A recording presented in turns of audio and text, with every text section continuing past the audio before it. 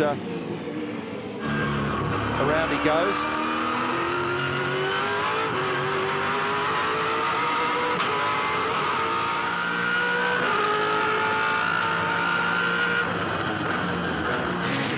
It's not done yet. Both of these guys just tippy-toeing when they push their tyres. They can easily wind the car sideways or lock up and run wide in the front, so both ends of the car at their limitations.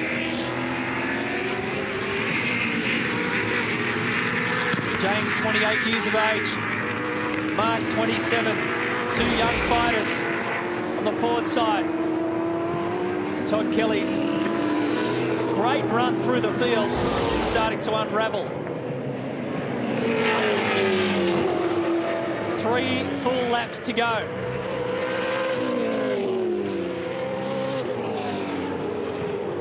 So, James Courtney there, watching her husband on the job. Well, boys are just in the garage too. Dave Stewart from Stone Brothers Racing just tells me that James hasn't said anything about the tyres at the moment, but he admits that they do look like they are going off a little bit. But he says Mark Winterbottom's in the same boat, so they're both on an even playing field at the moment. You're looking at perfect strategy play by FBR at the moment. They were worried that if Mark Winterbottom had been driving this hard in the middle of the race, he just would have burnt up the rubber that he had. They wanted him to save it to the end of the race. You're watching two young, hard chargers, the best of the business, now pushing as hard as they possibly can. This is where he's trying as hard as he can. That's what we were waiting for, Grant. You just tell the intensity's lifted a notch from Mark Winterbottom. The pressure on James Courtney and Stone Brothers Racing. He's starting to build. Craig Lounds is really limping at the back of the field. He'll be struggling to make it at the moment. The pressure comes right on between these two. Look at Jimmy Stone. He's feeling every bump, every emotion. They put a lot of faith in young James Courtney, and this year with Shane van Gisbergen. Now it's payback time for James. Deliver that first race win. The job is not done yet because Mark Winterbottom will not let go. Russell Ingall's only 1.9 seconds behind these blokes at the moment. Now this is great racing. There's that tight margin. And what James is doing now, knowing that he's getting to the best end of this race and with really struggling for grip, he's driving the car very, very straight, slowing it down in the mid-corner, trying not to nip a front brake, trying not to excite the rear and slow, just drive the car absolutely straight. This is it, 3.12 kilometres to go. Can Courtney hold on? Frosty snatch it on the last lap. The sun's getting low. It's been an amazing battle between cars 4 and 5. Ingall leading the Holden charge behind them. Down to turn 3. Look how close it is. Short shifting to try and stop the slide. Up to 4.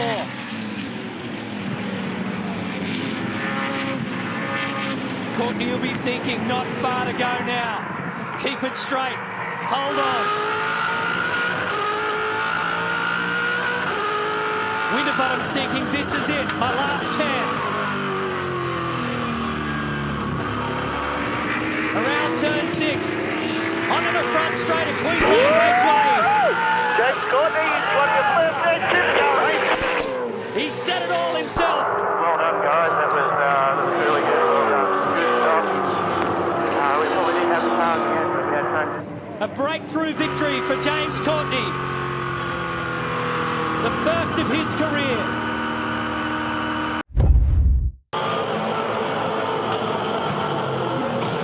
Fingers crossed for Nick Johnson. It's lap 69. It's not out of the woods, is he? It's just... It's precious stuff. Rickup's still there. It's only his second. Kind of haunted him throughout the day. And he won't want to use too much of that exit curve that we saw the bolts hanging out for the exit of turn 3. We won't want to use too much of that. You've got to be careful still to drive the car very accurately. And I can't reiterate enough, all weekend, this has been the car to beat. He's driven the car very, very well. It's flowed well. It has had the raw speed. It's been very good from the time they rolled it out of the truck, but he's been a bit unlucky. The engine drama yesterday, little things today, and in the pit stop that we picked up earlier, a critical pit stop in a safety car period, gave him track position, and now he's driven away. It's still not over, but he has done an absolutely great job in a tough race today. Jamie took a bit of time out of him in the mid-sector, but it returned to standard margin in the third sector, so that lap for both of them was a 1 minute 14.5. Tander was a tenth slower, and Russell Ingall left rear failure off the road down there. Got a broken left-hand rear diff housing, and as you can see, it's got a massive amount of camber. Look like, here we go. We'll soon explain this. So move on to Alberto, lock the rears, clang side to side. That's broken. It's broken the diff housing as a consequence. When they run into each other like that, the force has gone through the left-hand rear wheel and has broken the diff housing, forcing that car to retire. Whincup's taken 2/10 out again in the mid-sector. It'll be partly to do with his pace across those curbs. You know, Jamie's very good there, but in the third sector, it's been equalising again. They did a 1:14.5 apiece on the last lap. They're at turn 11. Down that escape road is where Rick is and the Jack Daniels car. James just short shifting to third, then just trying to ease the load on the rear tyres. He's now trying to nurse it. Russell has got successfully back to the pit lane. Steve Johnson up to fifth. Lap time for James was a 1:14.84. For Jamie was a 1:14.6. And so that's critically pinched a couple of valuable tenths here out of that margin. It's 1 second between Courtney and Wincup. And Steve Johnson, we picked up earlier, sick last night, has driven the car very, very well. Oh, big moment there. And this is how this we is got why. past Winterbottom. Frosty's wide on the run through 6, and Stevie goes down deep around at 7. Good move. Yeah, and also good driving from Mark too. He made a mistake. He knew that he was on tender hooks with two cars driving into turn 7 there together, and in the end yielded the position to avoid contact late in the race. Terrific recovery from Stephen Johnson, because he was down in 22nd after qualifying this morning, having been up all night ill, and he's now showing 5th in this motor race. Great recovery, great job. James Courtney has just stretched a couple of tenths. It hasn't dropped under a second. They're in get-home mode now in race 12. And there's 1 lap to go at this brand new Townsville Street Circuit. Scott Sinclair gives him the good news. Next time around, there's even better news. But what you do with this now, Aaron, is you have a little look in the mirror, you just drive it to the gap. So it's a 1 second gap. You know what it looks like. You know what it looks like in the car very clearly. You have little indicator points around the track for yourself. You come out of 2 or 3 of those places, and you basically say to yourself, look, I just don't want to lose too much more. I also don't want to take any risk. And where you know that you're a little vulnerable, where you know the car might be a little bit untidy, you just pull yourself back into a mode that's 8 or 9 tenths instead of being 10 tenths all day. The crowd is starting to lift. Jim Beam Racing had a win last year with Will Davison at Eastern Creek. James Courtney's been on the podium this year on the streets of Hamilton in New Zealand. And this is turn 11. There's only 1 proper corner left, and Courtney will break through. He's won a race before. He won a race last year at Queensland Raceway, but that wasn't for the round result. Different system this year. 10 times he's been on the podium. But today, James Courtney will break through and win race 12 of the championship in Townsville. Most, Scafie, that they've been strung out across the course of this entire weekend. The gap from first to second, as you mentioned, is a good one, but then further back, Russo's trundling around on his own, and Winterbottom will not be able to get near him unless something disastrous happens. We've been raising the question about the team's championship, and if things stay as they are, it will go to the Holden Racing team. We're just talking about lap speed. Michael Caruso just did a 31.19, only 2 tenths of a second away from the fastest lap of the race with only 4 laps remaining. So as you can see there on your screen, those green boxes are gains on the leader. Michael Caruso closing in, but with only 4 laps to go and 4 seconds lead, James can afford to cruise a little bit but not make a mistake. The interesting thing there is in race car land, you can't drop off too much because it's too easy to make a mistake. You've got to maintain the concentration and keep those levels of intensity as high as possible. 26 years of age, he's a fit young bloke. So too is his teammate Lee Holdsworth, and I think that's paying dividends. We know that James is also an extremely fit campaigner, so it's not surprising to see these two guys not being affected by the fatigue factor. Isn't it odd too, because Lee did such a ripper job in qualifying, and that mirrored his performance at Townsville. Yeah. James's win this year also came from Townsville. So both guys presenting and performing well on a similar style of track. I was also going to mention the fact that Michael Caruso, this man, notched up his first V8 supercar race win at Hidden Valley in Darwin. Mate, 3 laps to go, 3 laps to go. The confidence factor that you get out of that just must be enormous. Big step up to go from being part of the field to being at the front of the field. It's not an easy thing to do. Intercepted a message that Windcup's got gearbox drama. Remember, we saw them come in earlier and blew some cool air in there to try and fix the cooler because it was blocked. Well, I understand he's only got 6th gear functioning in that car at the moment, so he's limping home. The reason I raised the point was there's an expectation that as the champion, he was going to do some donuts, and that door was opening again then. He was going to do some antics at the end of the race to celebrate with 6th gear. It'd be good luck just getting the thing back to the pit lane when he comes off the pace. I'm having no say in that, Neil. Not going to play any part in those shenanigans. We're talking about Michael Caruso's lap speed, and you need to be so careful at the end of this race, but he was 31.88, was 0.8 of a second slower on that lap than he was in the previous lap, so he's obviously made a little mistake, so you've got to be very careful not to make a mistake with only a couple of laps remaining. On target for 2 podiums in 2 days, Mark Winterbottom. Damage to the door. Hopefully the thing stays closed. Friends and relatives in the crowd. They all watched his great performance yesterday. James's family's here as well. He shoos his mum and dad away from the race. He reckons his dad Jim brings him bad luck, so he hurries him out of the paddock and gets him out of the way all the time. I caught Jim out here on Thursday having a quiet peek, hoping that his son didn't catch him. And his other mate Jim Beam rides with him every lap. But the Courtneys will be proud of this effort if he can keep it all glued together. And it is great for a young Sydney boy to win the Sunday part of the Sydney Telstra 500. The way he's driven all weekend has been very, very good. He was sick yesterday, and today he has been faultless. It's been a very sound, professional run thus far. It has been a terrific effort by James, hasn't it? And he's driving the car sensibly now. He's not putting it in a position of great risk. I'm down here in Triple Eight Garage. The boys are working furiously still on this front suspension. Craig's just got out of the car. I think they're working in vain. The engineer's got his headset off. I'd say that's as many points as this team is going to accrue with that car to the team's championship. All right, Marco, thank you. Left-hander by the Novotel for James Courtney. All the signs were there this weekend, aside from the fact that he was physically ill yesterday. He qualified well yesterday. He was racing extremely well and then had a drama with a door flapping in the wind. They stuck it back down with race tape and it popped back off again. I mean, he couldn't have copped any more worse luck. Then today he qualifies on the front row. Caruso is 4 seconds back. And keeps his cool. This is the important thing. He's kept his cool throughout everything that's gone on around him.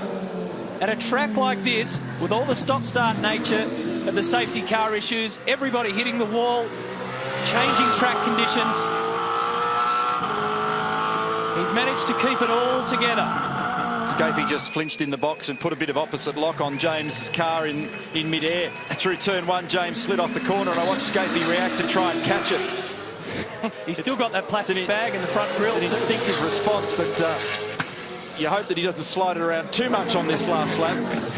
Through turn 5. Enjoying himself. Up to 6 and 7.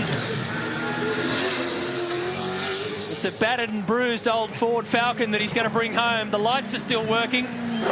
He will be absolutely exhausted, physically and mentally. He absolutely tippy-toed through turn 8 then. He just put no load through those Dunlop tyres at all. He's got 4 seconds to play with back to Michael Caruso, so he's doing everything he can to make sure that this one doesn't bite at the last 2 or 3 turns.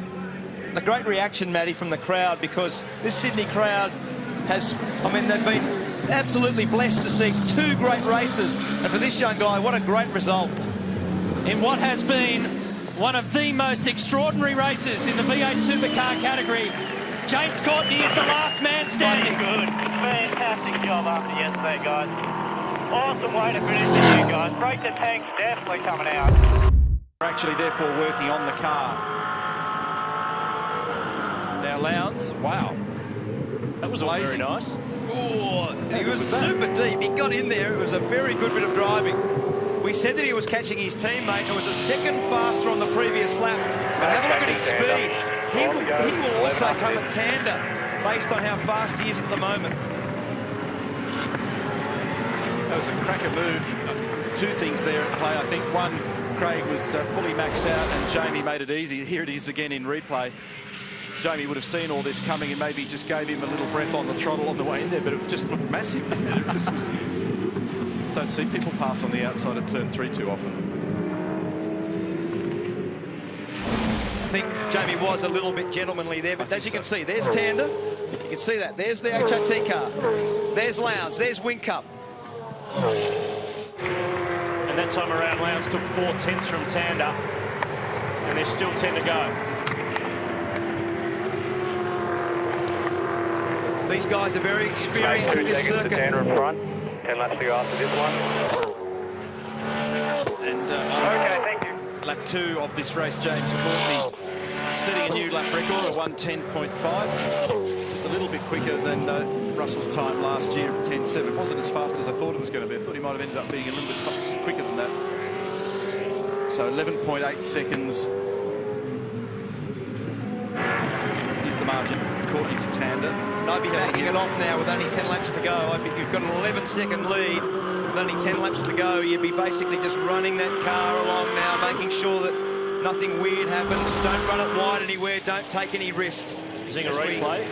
Get Tim Slade into Dean, into Alex, and a little Dodgem car act as we drive onto the straight. That's bump, bump, bump, bump, bump. 3 Falcons, $1,000, $2,000, $3,000. You see the amount of dust and debris on the right-hand side of the road there. It was terrible. Now, Rick Kelly and Stevie Johnson, this is the battle for 5th and 6th. That was Shane Van Gisbergen you caught a glimpse of in the background, SP Tools entry. Didn't catch the news in New Zealand. Stone Brothers have re-signed Shane through to 2012, and SP Tools are staying on with them as well. That's great news, gives them all continuity. Wherever he goes. Here we go, move on here, Gisbergen. Having a look down the inside. Turn 3, here he comes. And done. His pace is very strong. He's the only guy. James Courtney's the fastest on track. Craig Lounds is also the same. But on the last lap, he was the quickest. Van Gisbergen. There'll be 9 laps to go. Notice 9 then to go. You have to get those Todd cars. was in second. Correction, Rick was in second gear in the middle of the corner. And he quickly pulled third so that it didn't oversteer and wheel spin on the exit. So it was a tiny short shift, not using all of the available revs, just like the gear shift we saw then. That one's fully out to the 7,500. But he just tried to make it easy on himself to see if he could launch off the corner without going sideways. Tells me that his rear tyres need nursing a bit at the moment. Exactly, and he's using that straight exit as a technique to try to take the load off those rear tyres. So what Neil's saying is in a straight line you use every rev you possibly can, as we see Lounds gaining massively on Tander. But when you're in the corner, if you pull the gear early and you take the load off the tyre, then what that does is you don't have the same levels of wheel spin, and you tend to be able to do that reasonably easy. Here's Lounds, he's there. He's onto him. And Garth not really even bothering to, I mean, he just knows, he saw that thing looming in the mirror for a couple of laps. It would have been loud and large. So he's given him tons of space. It amazes me. We've both spent time with Craig. You're with him again later in the year, and you drove his car yesterday. You have to say that he's got great flamboyance, car control and speed, but one of the things that is evident when I was with Craig was he doesn't mind using a rear tyre. You look at the tread depth of his rear tyres when you get to the end of the race, you go, wow, I'm glad I don't have to pay for these for you. But that is a complete contrast to the way he makes the sprint tyre work, because he did this in Perth last year. He was absolutely... 14 seconds in front, so just pace yourself, look after those tyres. This is Alex Davis and Irwin Toole's entry in. He's absolutely brilliant on the sprint tyre late in its life. Don't know how you do that when you're a guy that loves to hook into the rear tyres. Yeah, I'm with you. James Courtney leads the way, 30 laps down in race 9 at Queensland Raceway. He's in a great spot. He's 14 seconds clear. Lounds is through to second, and Tander sits in third.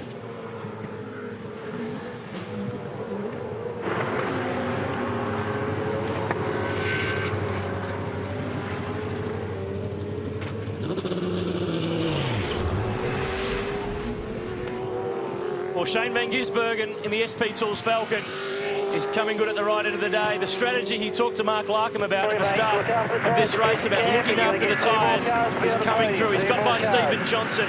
He's up to 5th. We're on lap 31 of 38, so we're nearly home. But with some of the condition of these sprint tyres, for some of these guys, that's a long way still.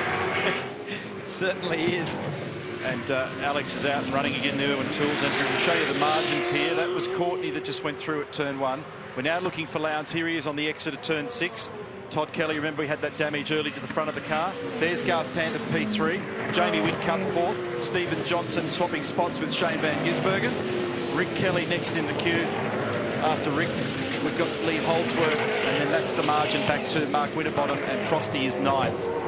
Hey, check this one out, boys. All these little weird things that happen in our game. You saw that little incident at turn 6 with Alex Davo and Timmy Slade. This is his power steer belt. Now, obviously, when that contact happened, his wheels obviously momentarily locked, but that much pressure on the power steer system that this belt's usually got all these little teeth on it. They're just gone. They've just gone. So they had to whiz him in and replace the belt and gone in. Actually, that'd go well with Neil's new pair of jeans there, Scafey. Very nice. About his waist size, not. Okay, here's Whitcup as he gains ground on Garth Tander in the closing stages of this race. We said at the start that this was all about tyre consistency. This guy has done a great job qualifying 12th. He got to 3rd. He got passed by his teammate as we pick up on another pass. Shane van Gisbergen deep under brakes at turn 3 on the Zinger replay. Might be old age, but it looked to me like the brake discs on the front of Stephen Johnson's car were glowing absolutely red there in the background. It didn't look like that on Shane van Gisbergen's car. Now, Whitcup's taking time from Tander, but Van Gisbergen's stealing time from the pair of them. He's just run a 1:11.5. Yeah, he's the fastest guy on the track at the moment, Aaron. He was significantly faster than the rest. Tander did a 12.8 when Van Gisbergen did an 11.5, so 1.3 seconds. Very strong in this last segment of the race. We said also that there was going to be different ways of making the tyres live. Different drivers do that better than others. The technique of the driving style, the way you engineer the car. And as Neil, have a look at that. That very good pickup. Good on. They're not old, those eyes. Going all right, aren't they? They certainly are. Look at that. So there's a big difference somehow in their brake ducting or the way in which they've got their hub arranged. Something different in the front upright. But the DJR car, Jim Beam Racing, massive front brake temperature by comparison to the Stone Brothers car. Very clever. James Courtney now 12.35 on that lap. He's just cruising along. Still got a 14-second lead. He's just making that all work for him. Craig Lounds at 12.4. Garth Tander at 12.8. Whitcup at 12.5. Van Gisbergen at 11.75. As we see him come up behind. And a lot of dust. It looks like Whitcup's been off the road. Do you see the amount of dust over the front of the car there? Just to make smooth and consistent, we've made up a lot of spots from where we qualified. So that subtext there is we're in good championship position, don't blow it. Yeah. So Van Gisbergen's got pace. We could see as he came off turn 2, he had kilometres an hour to spare over Jamie. So they don't want down at Team Vodafone for the guy that's leading the championship to have a massive brain failure here when he's in position 5. It's still a big bag of points, and the long run of this championship year that winds up at Sydney Olympic Park in December, you know, being able to know when to hold and when to fold them, getting a good bundle of points for a reasonable finish like this is quite valuable. Being in the paddock's a disaster. Exactly, and when you line up 12th, this sort of result's very, very good. Garth Tander is the world champion of this line that straightens the corner up. Now have a look what he does here. You have a look how narrow he is and how straight he makes the exits. Van Gisbergen's tyre quality is so much better that his drive traction is significantly better in the last phase of the corner. He gets up the inside and makes that pass at turn 1. So Van Gis goes up to 3rd spot. And Garth might be vulnerable here to Jamie, so he's really having to put extra effort at the moment into squaring off the car, as Mark Schaefer was describing. He'll do it again here at 3. So they're geeing up Shane Van Gisbergen at the moment, and he doesn't need it because he's going very, very well. Have a look at the Garth just making sure that he doesn't load up the left-hand side of the car and then squeeze the throttle hard. He keeps the load off, he keeps the steering wheel as straight as he can, squares it across the rear tyres. Paul Forgy watching. They've been coaching this guy, working with him, trying to calm him down. There's no shortage of pace, no shortage of confidence and commitment. And it's working well today. And the big long run that they did in practice, 20-odd laps yesterday in the sprint tyre, is giving them a yield now late in the day. They've got good knowledge and understanding of the way their car's trending. Kelly in front of you, he's off the position. We'll try and get him out of the way. We'll get the blue flag. Paul Forgy just explaining, don't worry about Todd. He's not in the game there at the moment. And so that factors into the way a driver approaches another, how aggressive your move needs to be. Sometimes that counselling is a very, very good thing. We've heard Mark Dutton all year talking to Jamie Whincup. He's been fantastic. But the counselling for Van Gisbergen now is basically saying that position, Todd Kelly, is being lapped. So don't worry about that. But I wouldn't now. There's only, 3 laps to go. I wouldn't actually have him press on now. Just back it off. Hey, Scapey, I wouldn't be too sure that wasn't the counselling Neil gave Gizzy in New Zealand, you might recall. I think I spoke to Ross Stone after the race meeting, and don't worry, Ross and Jimmy are running the team, and they made sure that Shane knew that at the end of it. But that's part of the learning process. Young blokes, it's easier to slow them down than it is to G them up, so they know that. Here we go, here's Whincup, right up behind Tander. Just watch the line. Oh, he's up the inside, he's got him. Yeah. They're going to have a bump, Little mirror fold in. Mirror in, mirror out, mirror back in. But he's got him. He's got good enough position now that he's got him. It's a good pass late in the race. Very good pass. A nice level of judgment there. Oh, and a bump. A little bump between 1 and 2. There's a crisscross manoeuvre. Here we go, it's still on. Garth went back a gear there. Here we go, he's giving him another bump. Whincup's going to give him a bump at the end of turn 2, and up the inside he goes. The two of them have got, really battling in grip land, and it's game on. This is what we were hoping for with these tyres, degrading at the end of the race, guys having a battle on their hands, pushing and shoving. This is what it's all about. Have a look at this. No, he's got it done now, finally. It took him about 5 corners to make that stick. So very good drive. And a good sign that when you're the series leader and you're still prepared to take those risks, very, very good and healthy response. Oh, big hit for Greg Murphy. That must have been Michael Caruso. Yep, sure was. Who's turned him around at the last corner. They make contact on the exit coming onto the start-finish straight. Bit of lap traffic for James Courtney to deal with on his run home. Tony Ricciardello's in front. He's got a 14.5-second margin, so he's got a lot of buffer in hand. The last lap, by the way. Adrian Burgess just said, this is the last lap, by the way, so don't do anything weird. Look at the brake discs on both these cars. Ricciardello's was also bad, so James Courtney held up there at the end. That doesn't really matter. It could also be the difference between brake pad material. There's a couple of options available to everybody, and different pad material behaves in different ways, creates different temperatures. I'm not sure who's on what. Very impressive drive, very impressive all weekend, James Courtney, and he has not made a mistake today. So after 8 race wins to Holden, James Courtney and Jim Beam Racing are going to break the drought for the Blue Oval. Courtney has dominated race 9, and he stands up today. He's counted for the V8 Supercars Series. They've evolves, you'll just see the difference in the way they go about their business. Just have a look at this. This is two of the very best guys operating at a very, very high level. Listen to the throttle and watch for the run out of turn 2. Let's look at this. It's getting to that 100% throttle very early. Didn't make huge ground on Craig, but he's right on him. Oh. Boof. Little touch into 3. This is fantastic. Now just watch the line through the sweeper.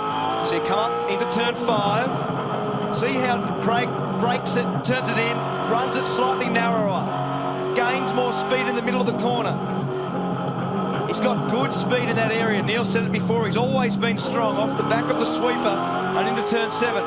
But look at the way they go about these corners. They're totally different in their technique. Much straighter exits. Totally different apex here. Look at that. Almost a car width difference. James gets the throttle in earlier, but you can't really effectively pass on the inside of 10. The nature of the shape of the corner is there's kind of nowhere to go with that. He's got the throttle in early again. But the Team Vodafone cars ride very well under these bumps here. Normally, if you get a good exit off 10, you can have a nibble at your competitor when you get to 11. He's not really able to do that here. So just, oh, that's close. So just get this in perspective. We think that it's going to be something like 62 laps. We're 52 laps in, and down here he goes. He's in there, he's in. Easy. Oh, there's a bump. Oh, Lounds gets off. speared off. He's held onto it though. Craig Lounds has held onto it and he'll fight back at turn 3. That's remarkable. In the dirt, on the grass, back on the tarmac.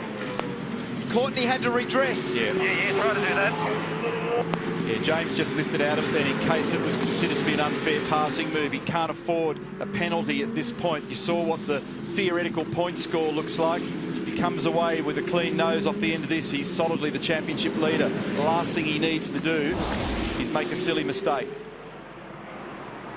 Here it is in replay. James up the inside, side-to-side contact made Craig go off the road. James comes out way out of the throttle and just waits in the queue. Then they go racing again. Good decision, James Courtney. I mean, you might argue the toss about whether he's far enough up because he's a long way up here, but you don't have to go to the stewards and prove your case and then turn out to be wrong. Better to sort it out on the racetrack and save everybody an hour of aggravation. Oh, and ultimately what might be and a loss. Yeah. And a massive downside. Yeah.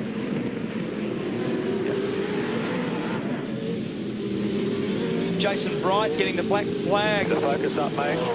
Straight. Okay. So Lounds being told to drive it nice and straight.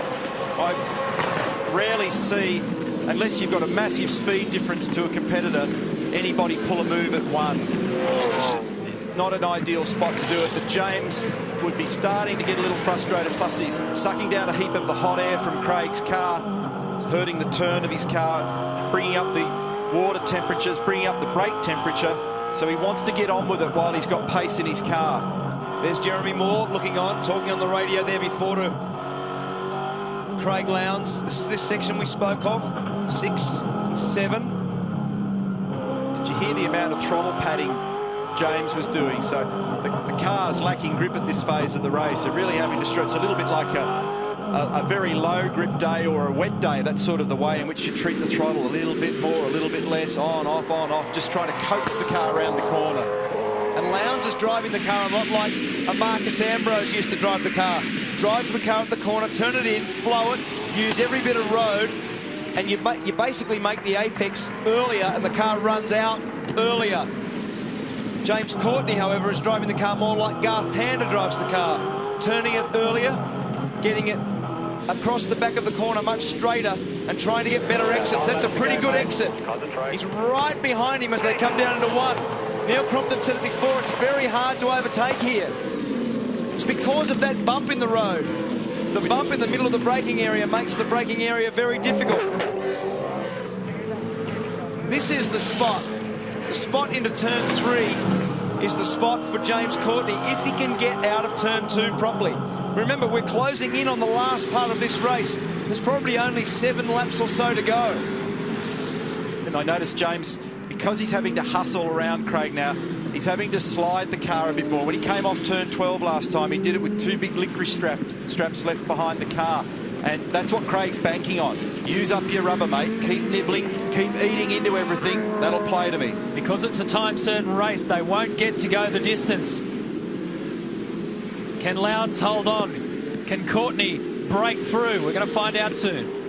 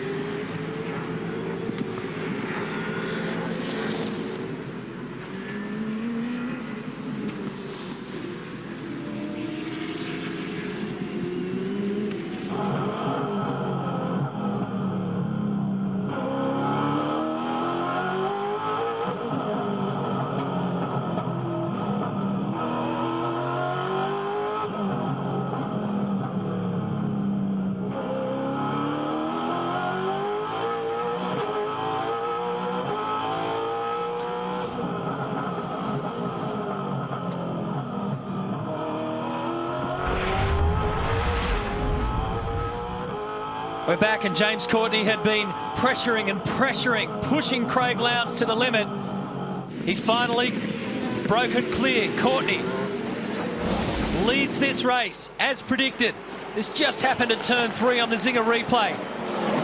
As clean as you like. Just a handful of laps left now, and James Courtney's on target to make it another clean sweep weekend, unless Craig Lounds can have another attack. Adrian Burgess and the Jim Beam Racing team looking very comfortable. Remember, throughout the course of the year, thanks to Big Pond Sport, you can catch our coverage. Just grab your phone if you need to head out. Take your Telstra NextG mobile, and you won't miss a beat. Pretty much like young James has been doing over the last 2 events. He just hasn't missed a trick, has he?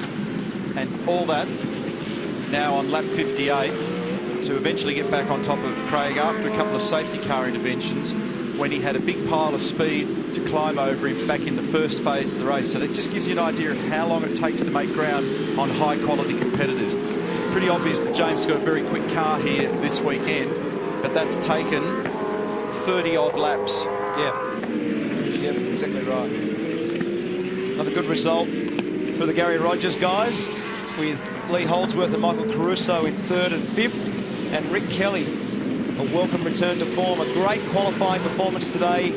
Good, solid job in the race. Having a look at the rear diff housing. This is the back. What you see in front of you is the tail shaft and the centre, or the diff centre, in the aluminium section, the shiny section you can see there of the differential itself. Then there's a complete live rear axle housing that is contained within those two wheels. You look across, you see the amount of travel. That's now in rebound travel and now in bump travel as he accelerates the car out of turn 3 down to turn 4. You have a look at the tyre distortion on the left-hand side, and you'll see the bumps here on the way into the sweeper. Have a look at how much work this does over that massive bump, that massive curb on the right-hand side at turn 6. This is where a lot of load in second gear. Have a look at the tyre around turn 9. This is the slowest corner on the track. Look how hard the tyre works there. Accelerating it hard now up the short straight up to turn 10. That's the rebound. That's when the back of the car comes up. The diff housing, obviously, with the tyres, stay on the road. This is full acceleration.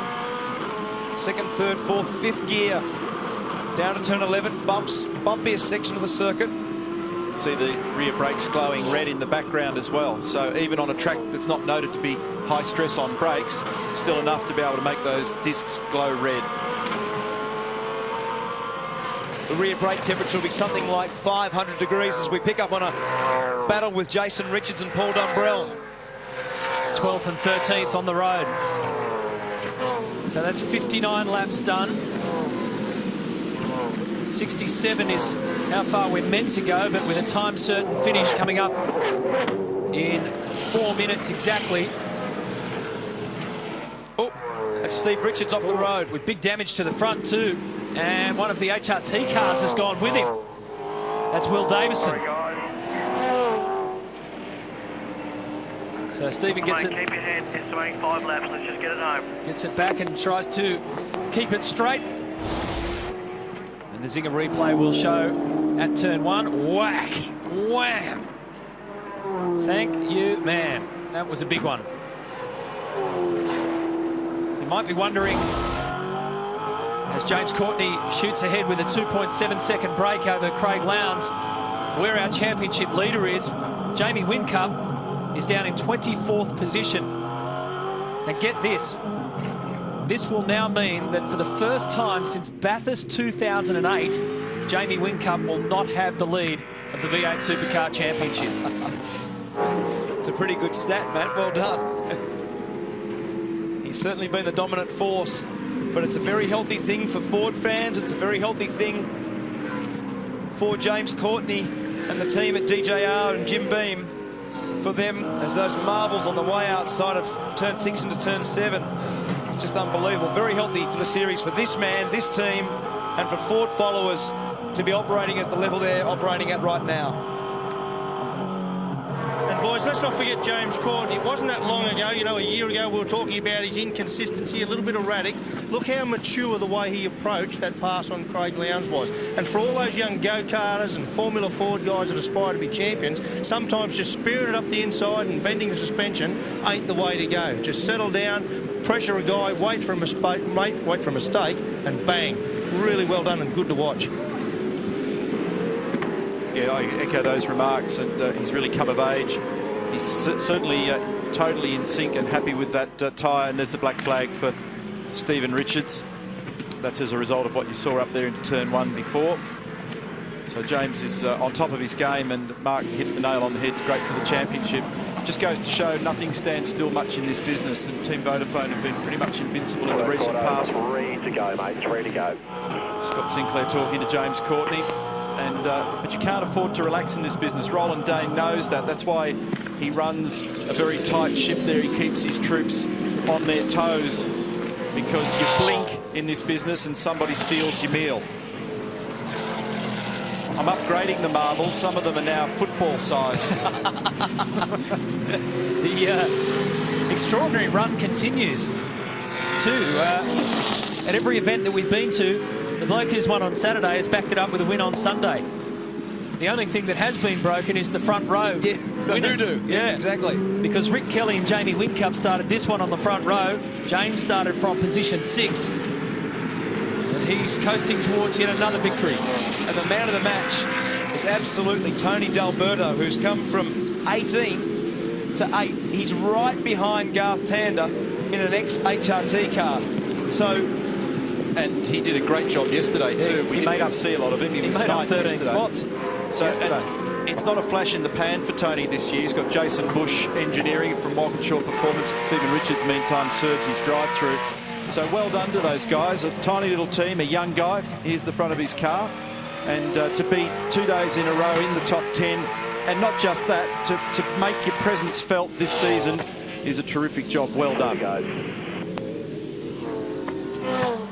So we're heading right now towards the time certain finish. As predicted, we won't get to the full 67 laps. It's part of the regulations of this race on this day. So one completed lap.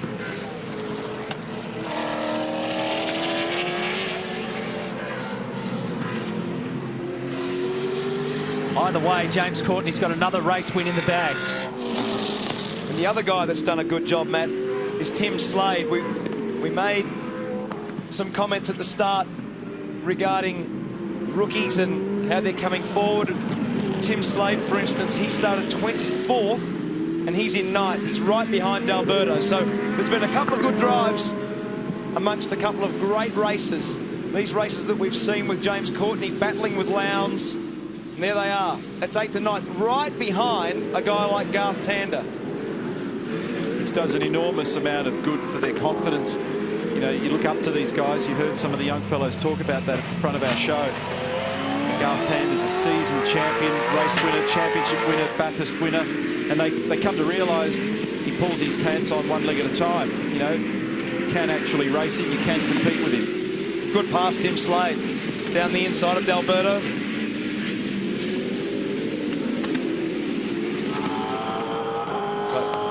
Yep, this will be the final lap.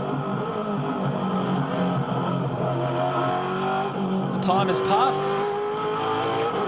Not quite sure. The official timing saying that it's 44 and a half past the hour. The regulations say that it's 67 laps or 2:43. So the regulations say that it's 67 laps or 2:43. So yeah, this is the last one. The clock ticked over just as he started the lap prior, so they had to wait till he got around there and then fire off again. The net result, no matter how far or what time, is that James Courtney will post his 7th career race win and his 4th of 2010. He walked away from Queensland Raceway with perfection behind him. He just blitzed them.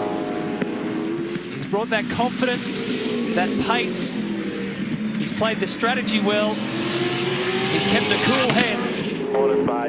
And he's delivered again. Great work. And in the meantime, he's fought off some of the very best. Not to mention the battle that he had with 3-time champion Craig Lounds. So around he comes. James Courtney, that's a championship-changing victory. Championship picture, James Courtney, a man who has won championships around the world. He's won the British Formula 4 Championship. He's won the Japanese F3 Championship. This is a homegrown win. Thank you, guys. Well done, James Courtney. A new V8 Supercar champion is crowned here at Sydney Olympic Park. well, what a nail-biter. A fight literally to the last lap of the 26th race of the 2010 championship season. Kept us guessing all the way. A seesaw brawl. You've got to feel for this guy. He gave it his all. They played a strategy percentage game. He got home in third. He'll be on the podium for his trouble, but it wasn't the critical win that he was looking for. And Gary Rogers can now watch and shake his head in disbelief. Well, you'll struggle to find better motor racing or high-energy motor racing anywhere in the world compared to what you've seen in the last 2 days here. Well, in the last handful of events, I mean, seriously, from the back end of this season, Bathurst and beyond, and Lee Holdsworth's going to party like there's no tomorrow. That one right out of the box, but Dick Johnson Racing down in the Jim Beam garage have so much to celebrate. What a story this has been in 2010. They've been through the ringer. Team ownership dramas, battles, all the way down to the last lap of the last race of the season. And Adrian Burgess, who's on the move out of that team, just wipes the brow. Jamie Whincup gave it his all. He couldn't get close enough to James Courtney this weekend after the disaster yesterday. And Whincup, after back-to-back champions, ends up second this year to our new champion. And keep in mind that Burgess and his guys have had a couple of hours sleep at best. Well, it's a great moment here. Adrian Burgess, the team boss, just embracing Dick Johnson. And a great moment for Dick. Dick, boy, that deserves some celebration after a tough year. Oh, my God, I don't think I could drink that much Jim Beam, actually. But at the end of the day, you know what? Just goes to show you what a great team they are. Absolutely. Now, Dick, it's been a little while waiting since '95. You're now the most successful team in V8 Supercar history. And it's just been a tough ride this year. It certainly has, like 7 championships, boy, you know. It's just a great feeling to think that, you know. But if you hang around long enough, certainly things are going to happen one way or another, aren't they? He did a brilliant job, Jamie, and James, I should say, and the whole team did.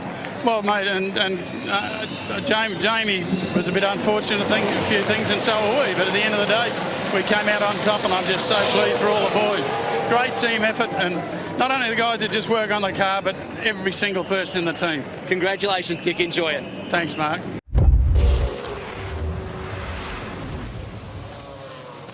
Well, James Courtney leads this race from Fabian Coulthard. But you'd have to say that the way this strategy game is panning out and the fuel situation is panning out, Jason Bright, who's in 3rd spot there with the lights on, is on target for his first race win in 5 years in the V8 Supercar Championship. I'll tell you another name who may well pop up and end up on the podium here is Greg Murphy. Because Courtney, Coulthard, Reynolds, Webb and Johnson, they're out of the top 7, will more than likely have to stop, leaving Jason Bright and then Greg Murphy on the road. They've also just given Jason Bright an instruction on fuel conservation as well, so he's still got to manage it. They've gone to fuel position 3 on that car. Yeah, he does, Neil. I've done a bit of a scan of the pit lane to see who's where. Now, these guys are all holding their cars very close to the chest, but I can tell you there ain't many fingernails left down here, including Brad Jones, and I reckon he's probably a lap better off than most. HRT, they reckon there'll be no burnouts if they win this race, so there's not much left there. Dick Johnson thinks maybe a little bit of fuel left there. They might be okay. Webby's guys are panicking, so, mate, the last couple of laps will be crackers. So it's interesting then, what you're saying to me, Mark Larkham, is that's a positional move for now 2nd in the race. Fabian Coulthard stepping aside for Jason Bright. That as the Holden Racing team, they think they can get to the end with Courtney. Is that the... But they're just not saying. I'm not going to put you on the spot like that. No, not so much that. No, they're very marginal, Lil. They're very marginal at best. They won't tell you numbers, but they're very marginal. So I reckon they're in a bit of trouble. I think so. We can tell by the lap speed because they're almost a lap slower at this point of the race than Jason Bright anyway. So even if they do stay out and they're able to limp that car home, your lap speed will be so deficient against a Jason Bright. And it's a great feeling when all of a sudden you can feel a race coming to you. When you're Jason Bright and you've got good car pace, you're in a slightly better position with your strategy, and you're in the rhythm with the car and the racetrack. It's just great to be the hunter. And that's what he's doing at the moment, and he'll be enjoying every second of it.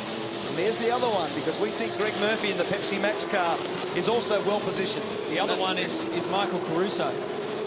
Caruso is last in on lap 24, so he's better positioned than all of them, but he's a little bit further down the list. Yeah, he got belted around pretty early in the race, and they've been conserving fuel for him, and they said they'll let him off the leash when we get a bit further down the road. You see there Fabian Coulthard pointing to say it was okay. He actually instructed him to go down the inside. So good, responsible stuff from Fabian. Doesn't want to get involved in the battle, and all the guys looking on. There's the team owner, Brad Jones, up in the top left of your screen. And the gentleman at the back right-hand corner, who's obscured a little, is Dave Richards, and that's Jason's dad, who's a member of the crew.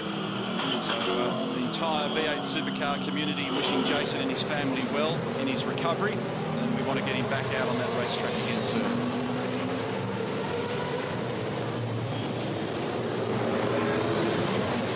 So Jason Bright, 2 seconds behind James Courtney.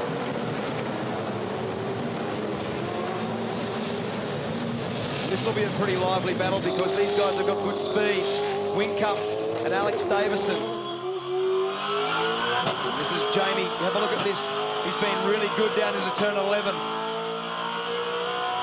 I was critical of Alex being a bit too gentlemanly yesterday. Let's see what he does now.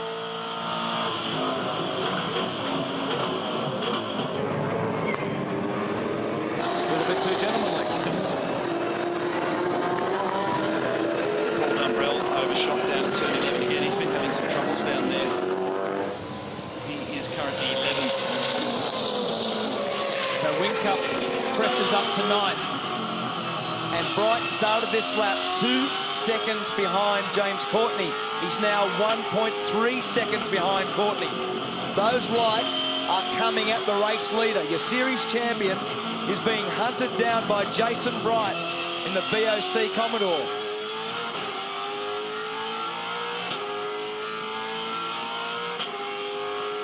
As he crosses the line, it's 1.3 seconds.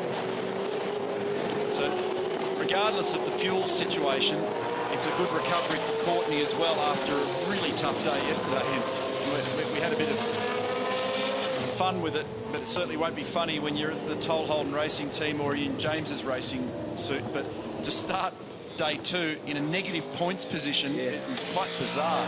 So even if they end up having to grab some fuel here, at least they're demonstrating that they've got some good balance and good car pace when it matters. So this is the onboard with Paul Dumbrell down at turn 11 from the lap back.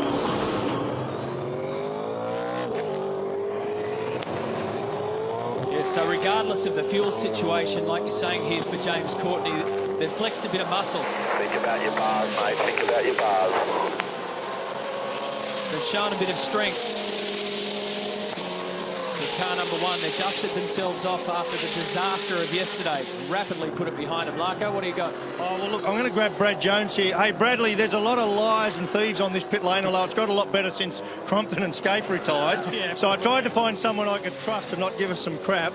Mate, tell us, really, look down the barrel of that camera, where are you on fuel? I wish I knew. No, I think we're going to be okay. It's pretty tight, and we've just got him to richen up a little bit to try and go with James. So we're pretty comfortable we can get there, and I think, you know, we just need to get by him. I'm just getting the wallet out of your back pocket, mate. There is nothing there. We'll see what happens. I wish I knew. What a liar. He knows exactly. He's got the number in front of him on the laptop. What a lightweight answer that was. Used car deal. He's not a liar. You're right about that, Matt. It'd be a remarkable job if Courtney and this Holden racing team could stay out there and hold on. You just don't know the numbers. Yeah, we're still a little way from home, but if they've managed to do that, I don't know how they've done it, but at the moment they're still maintaining good pace. Garth Tander's race came to an end on lap 1. He was involved in that massive shunt, triggered off by Tony D'Alberto. Garth and Tim Slade both had the long walk back, didn't even complete a lap. Mate, that's good. Just keep it up. Bridie's had to work pretty hard to get to where he is, so his tyres might be starting to slow up. So James in on lap 21 for fuel and tyres.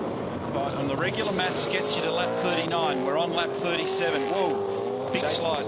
He's pushing hard. He might be using them a bit too hard. Yeah. And now we know that when James came in on 21, he's still got 4 more laps away under the safety car where the fuel consumption is reduced. Don't know, I can't give you a number on that, but let's even speculate that it's, you know, half or 2/3. I still can't see how you can get another 4 laps out of it.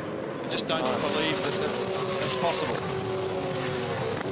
And James is trying pretty hard too, because he's sideways on the exits. We saw both of them coming out of turn 6 and 7. Sideways, we just saw them coming out of the left-hander in the infield at turn 14. And both of them had the rear tyres lit up. So just take real notice. So I reckon that if you halve the fuel consumption and said under the safety car he was burning 2 litres a lap, you'd save 8 litres, which will get you another 2 laps to lap 41. It doesn't get you to lap 43. Neil, might be worth keeping an eye on Michael Caruso too. His Gary Rogers motorsport team have confirmed that he's fine for fuel, so he's in the mix as well. Yeah, he's no drama. Lap 24 was the last time he came in, so he'll get there.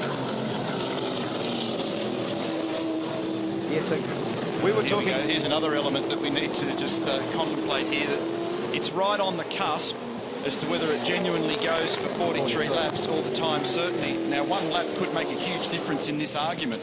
There's 4 litres of fuel, and we're arguing over the last little bit here. Well, at last check on the watch. And there's a 20-second window on this.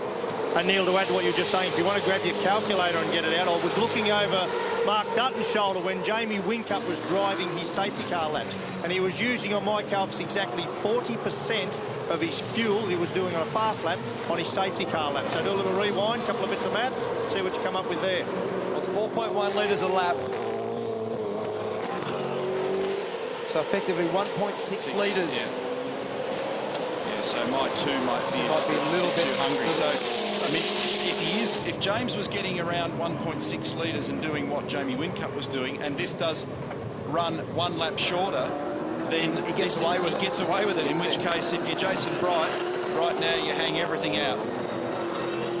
So it's all or nothing now, because they just don't know how close it's going to be. Jason Bright cannot sit there and wait for James Courtney to dive into pit lane to fill up on fuel. He's going, Jason Bright and James Courtney, for a historic win here. Brad Jones Racing never won a race. Courtney looking for his first race win at the Holden race. Jason's going to have to nurse this rear tyre, because fuel mightn't end up being his biggest problem if he tears the rears off it. It was 2 sideways there out of 19, and you can't do that. We're saying there's only 5 laps to go. But 5 laps to 2. He's obviously very strong on the brakes at 8 and 11. And he's sliding it wildly, even off the last corner then for Jason. It was a huge oversteer with his foot jammed in the throttle. Craig Wilson from Walkinshaw Racing. And there's the other bunker, Team BOC. Radios alive further down the queue saying we can get podiums when these guys run out of fuel, is the phraseology. So, you know, true to form, your competitors give you no credit at all. Now let's have a look down here. Bottom at turn 8. He's in the draft. Don't do it so early. You've got to be very careful not to go too early with this. And you've got to be careful not to kill the rear tyre under brake by hopping it in there and skating it on the rears, exciting the rear tyre, superheating it. Obviously, they're already fragile. So he is strong. Scott Sinclair said to James Courtney before, he's strong at 8 and 11, meaning those 2 braking areas. But don't use it up yet. You've got to get there and then make a good professional pass. And he's got some speed on him. He's giving him a little love tap at turn 13. Down to 14. This is where they've been sliding the cars. He's got speed on him. You've got to use your brain now and make this pass stick. Don't rush it. Yeah, I reckon at the moment, just keep the rear tyre under it for another couple of laps. Well, Jason just made sure that James knew exactly where he was. The more Jason forces James to use lap speed, the more fuel you burn, the more it pushes James into a corner. Absolutely, and he's 2 sideways again. He was sideways on the way out of turn 19, then he ran right out to the guardrail. And you've got to be so conservative with the way you use the throttle. So if the car's sideways, just got to stay off it. And that was Courtney then with a big slide. That's a good sign. When you're the hunter, it's a good sign when the guy in front leaves those big black trails of tyre debris. And the way that Courtney looks, Again, a big slide there at turn 2. Remember, Courtney was the master last year on the soft tyre. Put together that brilliant mid-season run. Now he'll be vulnerable down at turn 8, given the proximity of Bright here coming down the hill. And boys, just to add to the drama, I've just bumped into Damien White, the operations manager for V8 Supercars. He reckons this is highly likely this is going to go time certain. So that's a lap short, so that plays into the hands of James Courtney. It certainly. Oh, he's down there. Oh, that was a late-minute pass, a last-minute dive. And this is where Jason Bright is strong. Courtney will have to cover him now. He'll have to cover him. If he doesn't cover him, Bright will dive. Watch here. Bright. Oh, he's locked. He's got in. And can he hold on to it? This is the critical moment for Jason Bright, and he holds it. Great Jones Racing have gone ballistic. They can now taste their first ever race victory. That was a great bit of driving from Jason Bright. Great judgment. There wasn't another millimetre of performance left in that car under brakes, or mid-corner for that matter. Fantastic pass. There's only 4.5 minutes left on the clock. After that trigger point, there'll be 1 lap to go. Now get your head down, Brighty. Don't make a mistake. Either way, it's going to go right down to the wire. Against time, against fuel, Bright versus Courtney. What started out as a bizarre race is coming to a fascinating finale. These two warriors. He will not give up. Well, he's got a good run here onto the front straight. He's got a lot of pace. Down to turn 1. Bright's going to go deep, no question. But Jason had to pinch his own race line and make his mid-corner speed slow. It encourages Courtney back up the inside, side by side, through 2 and 3 to the top of the hill. Where's this going to end? Jason back in control for now, but shallow again on the race line. Courtney's all over him. Bright had to think twice before he took back aim over the hill. Fantastic stuff. This is great motor racing. This is a thrashing match. Two guys going as hard as you want. James Courtney wants his first race win at the Toll Holden Racing team. He wants to pick up after the disaster of yesterday. He'll be running on the smell of an oily rag. Jason Bright is looking for his first race win in 6 years and BJR's first ever. Everything's at stake. He made a bad gear change on the way out of turn 10 as they go down to 11, and he's been very strong on the brakes. And it's interesting to note, young racers, you saw when Jason was down at turn 1, the minute you protect, you make yourself slower in the mid-corner, and he got attacked big time on the run up the hill to 2 and 3. He's managed to come out the other side alive, just, but that was an amazing exchange. That's not over. There's a little bit of form on the side of Jason Bright, but you have to go back a fair way. The last time he won a race was in the Middle East, Bahrain 2006. He's going to have to do this the hard way. And Stephen Johnson saying his fuel light is on, and they're actually pinning this up. He's in 13th in car 17. What a race. Unbelievable. Oh, he's having a dive. He's having a dive at the last corner, turn 21. He's got up the inside of Bright. He takes the lead again. What a motor race. Bright's going to go side by side with him here down to turn 1, though. And he'll hold on to it. How on earth did he get that position back? Coulthard's out of fuel in the pit lane. Game on up the hill again at 2 and 3. Bright on the outside at 2. He's actually off the racetrack there. Courtney's got control of the race for the moment. Where is he at with fuel? Can he make it? Plunging down the hill.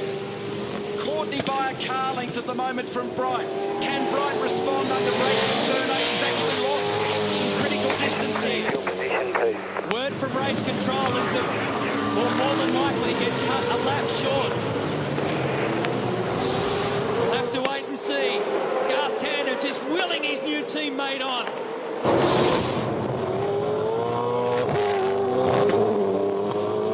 They're doing this through gritted teeth and white knuckles. Something weird just happened. Something weird just happened to Bright's car.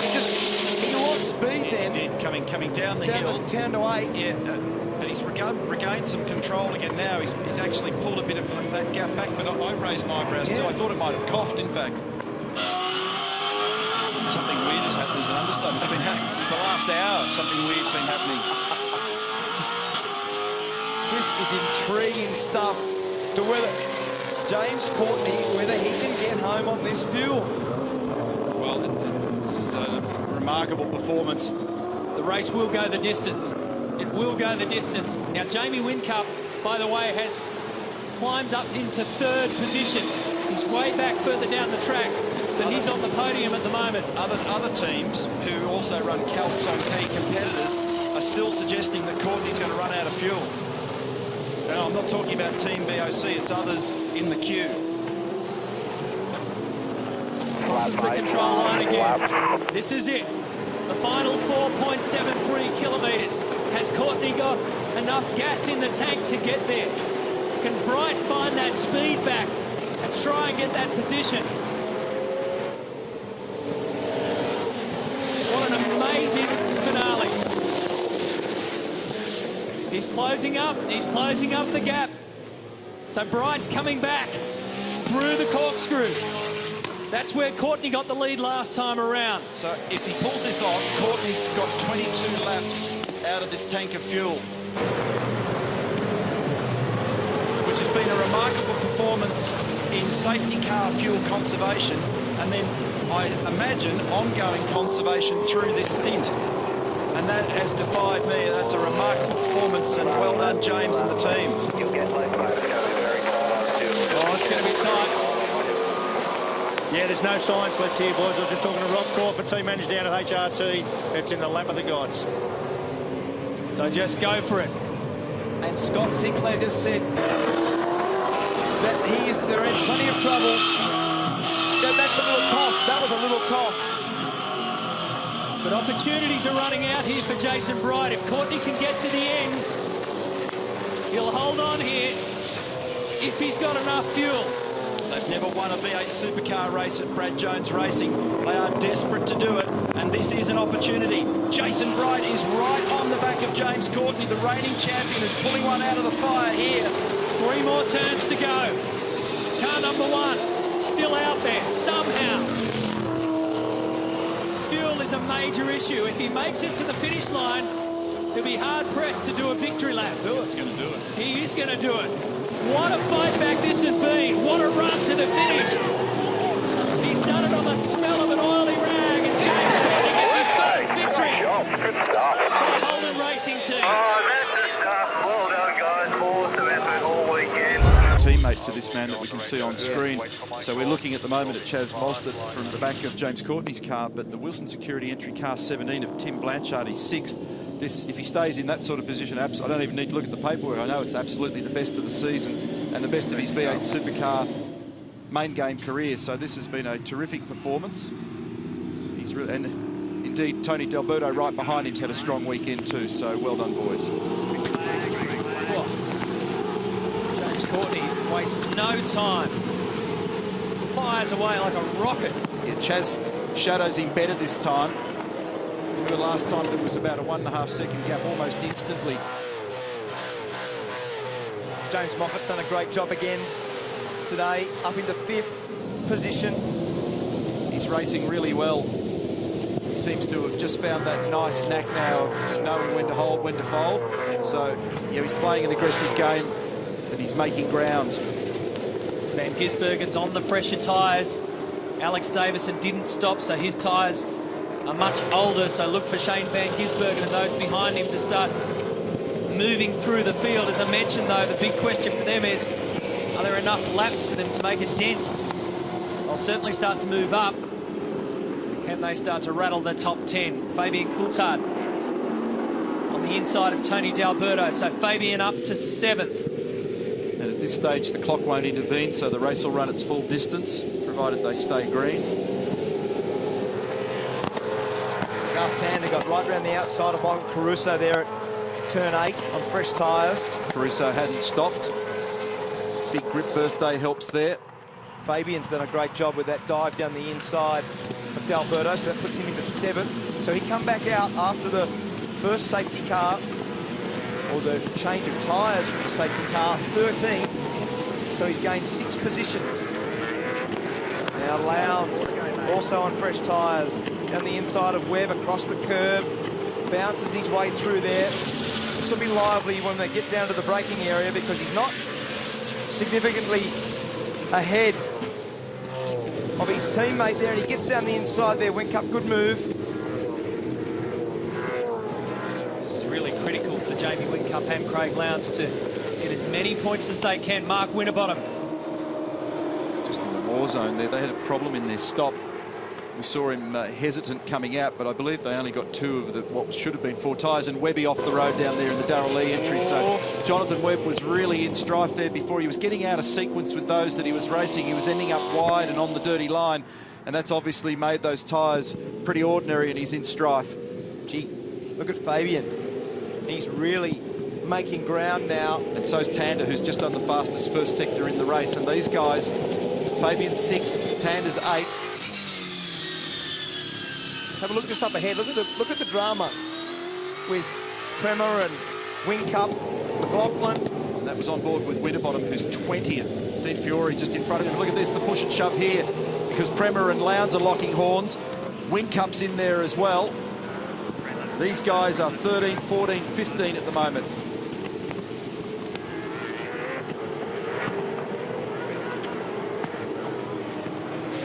Gap at the front, 1.5 seconds between Courtney and Mostert.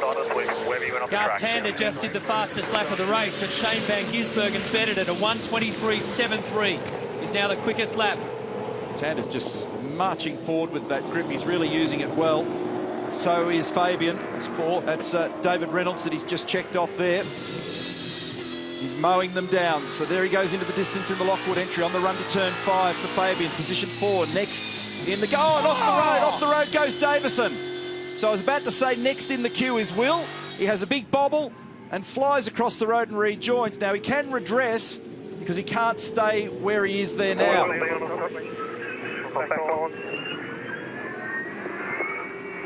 So he's got to organise himself now to slow up and put himself back in that position again. Yeah, exactly. So he'll drop back in behind Mostert. He's a bit lucky with the way the conditions are in the infield that he's even able to pop out the other side. So he's got to keep the pace up. So here we go. Got to, at this corner now, the smart thing to do is just let Chaz sneak across in front and hook straight on behind, which is exactly what he does. You've got to be careful. There are those that think that when you drop back into your existing spot, you've still actually made an advantage, but they can argue that later. There was something on the road there. That was the reason why he flew off. He complained of oil or something greasy on the track straight away. And Neil's point's 100% correct, where there's a line of thought that if you're off the road, then you've already disadvantaged yourself. You shouldn't come back on in the same position, but let's not focus on that. Let's focus on the race, because Fabian has made a huge amount of ground even in that last half a lap.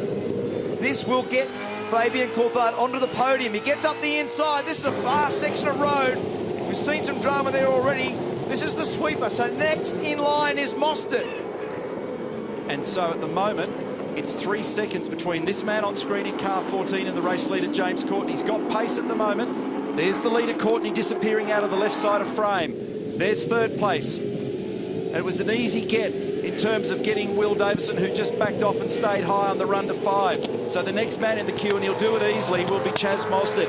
Is there enough time, and is the air gap small enough for Fabian to be able to get James Courtney?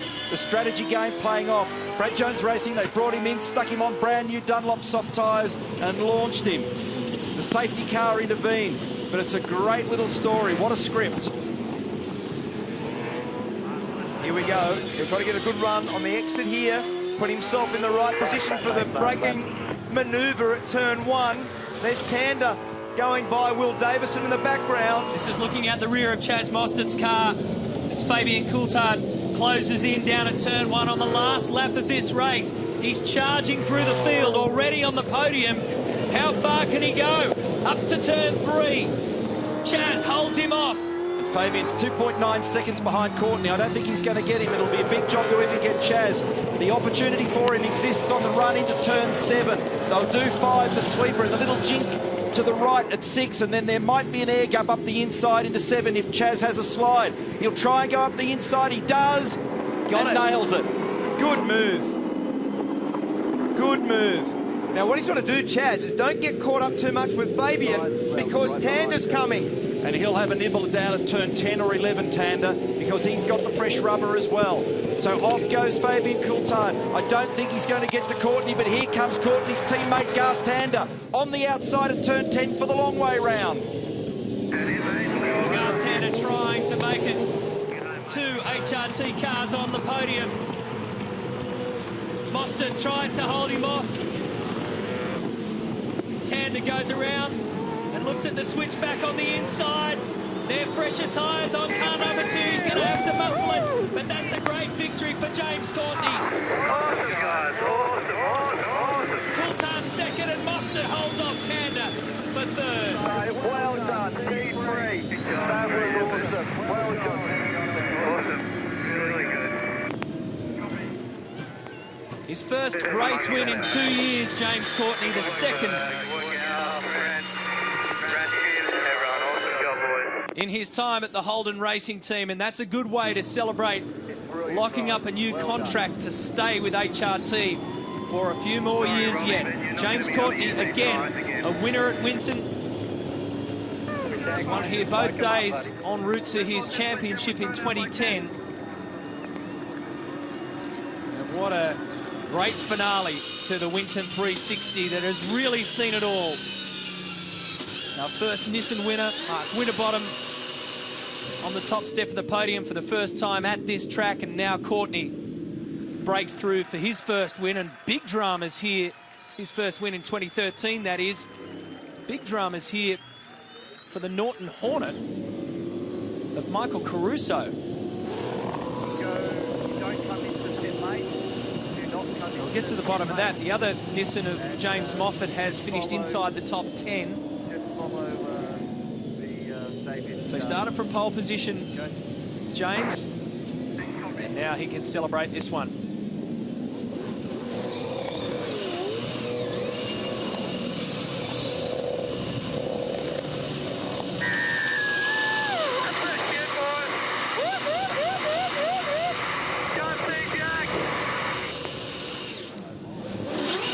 Hello, James, are you there? How's the man smart?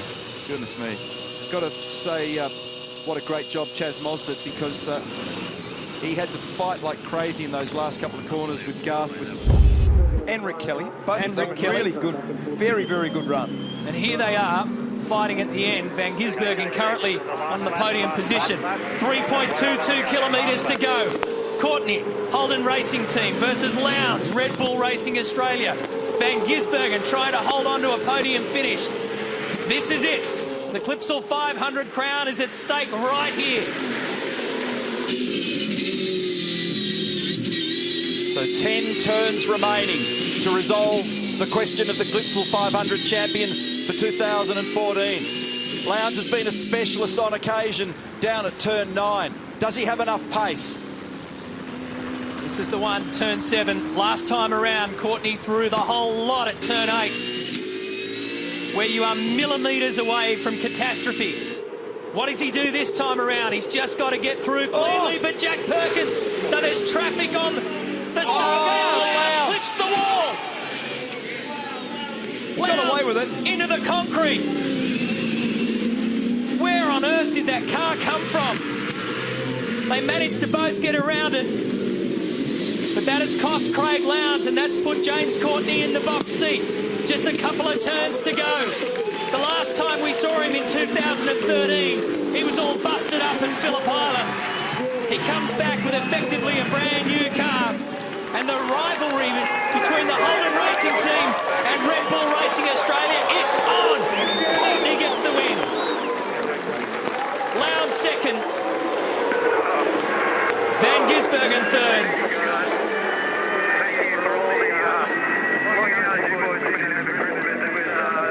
Burgess, you guys ran well. I'm sure you've enjoyed some great victories, but this has got to be one of the best. Well done. Mate, it's just the last 2 months have been absolutely crazy. I can't thank everybody, Ryan, Martin and the whole guys. Awesome. This is what we got coming, guys. Get ready for it. Good news for Holden fans. Ryan, congratulations. I know you guys have put so much effort and work in, and here's the payback. Yeah, look, it's been a lot of hard work, as ATB just said, but bringing him and Matty on, and obviously it's rejuvenated the whole squad, and hopefully this is a sign of things to come. Winning is good. It's very fucking good. Don't smell TV. James Courtney is going to burn some rubber up here at the top of the circuit, up at turn 7. And that's a great fight back. They made the changes. They've declared their intentions. They want to get back to the top. The Holden Racing team's back in town.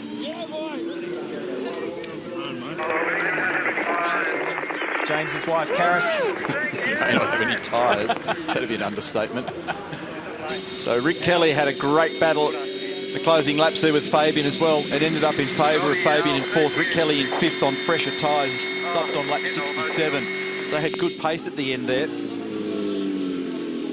How did Lounds survive that wall scrape at turn 8 and live to tell the tale? You've got to feel sorry for Nick Percat, who was going very well. He was shaping up for a podium, and a little mistake at one of the most dangerous corners, one of the wildest spots. This is Lounds. So Jack Perkins just appears out of nowhere, and Lounds just caught too shallow. Yeah. On the way in. Wow. He's a maniac, isn't he? I don't know how much he enjoyed it, but congratulations, James Courtney. I mean, you know, that was a big injury that he suffered, a big hit at Phillip Island. A great fight back. You know, what you said before, Matt, to start 15th and win this race. Done a very, very good job. You know where to go. Straight down, mate, straight Thoroughly down. deserved. The interesting thing between the Holden Racing Team crew and the Red Bull crew, they've been separated by a distance in pit lane, but now they're going to be side by side up here at the end, because car 22 finds the #1 slot. Adrian Raskin there from HRT, just congratulating James. Here we go.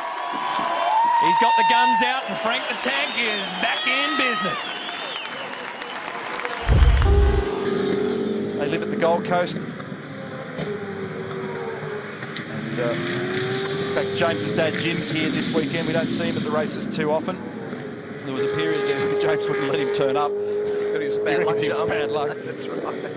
So goodness knows how much money Jim spent on James' early motor racing career. So we're paying the faithful. Please don't come. But yeah, great family affair. This is the battle for the podium combo. And James's mum's here as well. Deanna's there. They were having a quiet coffee just out the back of the paddock this morning.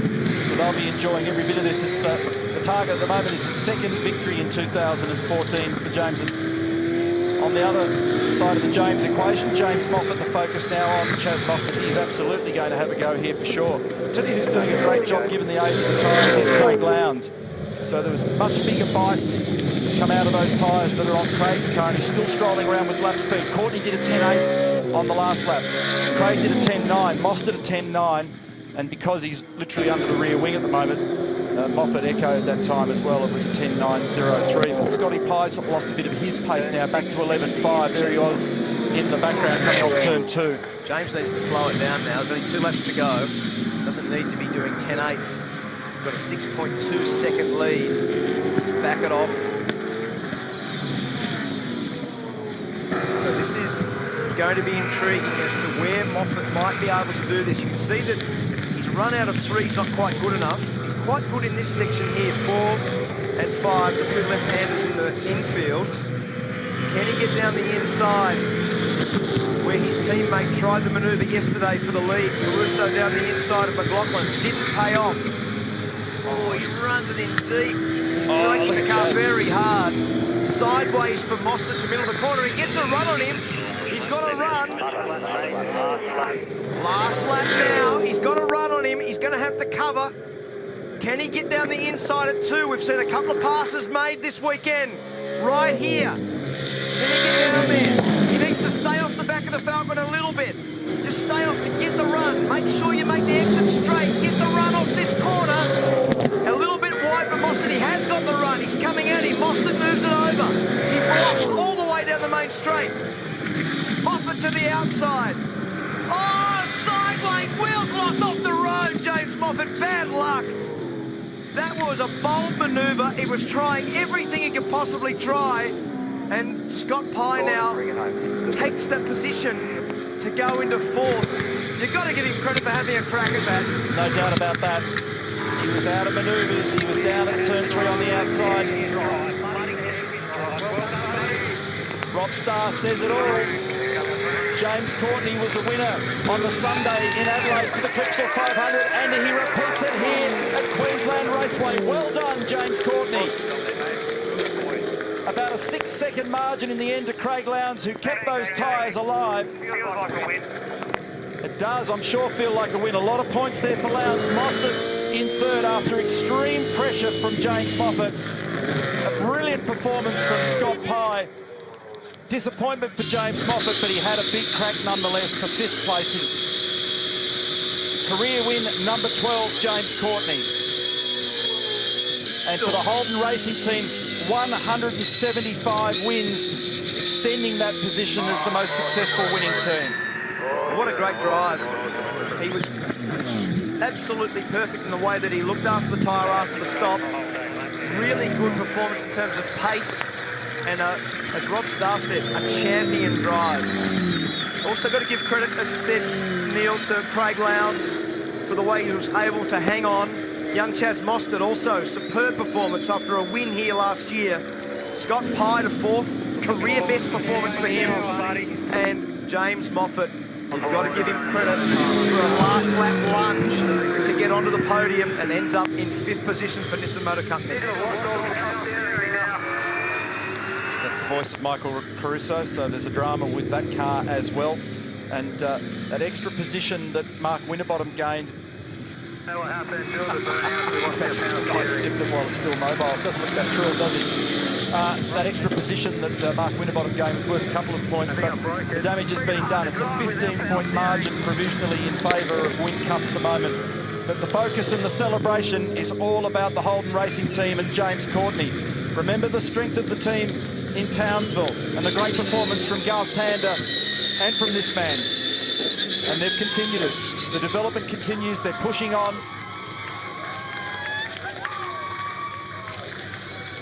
And Neil, I think when he's operating at his best, he is as good as anyone else in this field. And that was a performance like that today. Very, very good. Not maybe as good at the burnouts. Michael Caruso hitching a ride with Jack Perkins. And James Courtney moves to 4th place now in the championship. Look at the debris on the edge of the racetrack off the race line. Yeah, I don't know what happened, but we lost. So it's exactly 5.5 seconds in the end between Courtney and Lounds. You've got a feel for James Moffat. Tried to pull the big move on the outside, but the problem is that the track's so dirty down there, he just could not stop the car. At least he was able to finish and get some solid points. Look at the elation, just fantastic. I love the way that James celebrates with this because it means so much. You don't have that reaction if it doesn't mean something, and he's a very, very good winner. Pretty below average loser, but a very, very good winner. And as you would expect, for the factory team from Holden, a very significant moment in the championship as JC does his signature move on the bonnet of car 22, on the roof of car 22. Adrian Raskin has been with HRT for a long time. So, headed up by Jamie Wincup, Chaz Mostert, Mark Winterbottom, Fabian Coulthard. Nothing between them. Tander's just eased off a little bit here. And I just heard radio communication to Scott McLaughlin there as well, and they're asking him to turn the engine off in car number 33, so those alternator woes are bothering him in the background in the pit lane at the moment. Have a go at Wincup down the inside here of Chaz Mostert. diagonal to the corner, pinched it in on the rear brake. Here it is on replay from Jamie's point of view.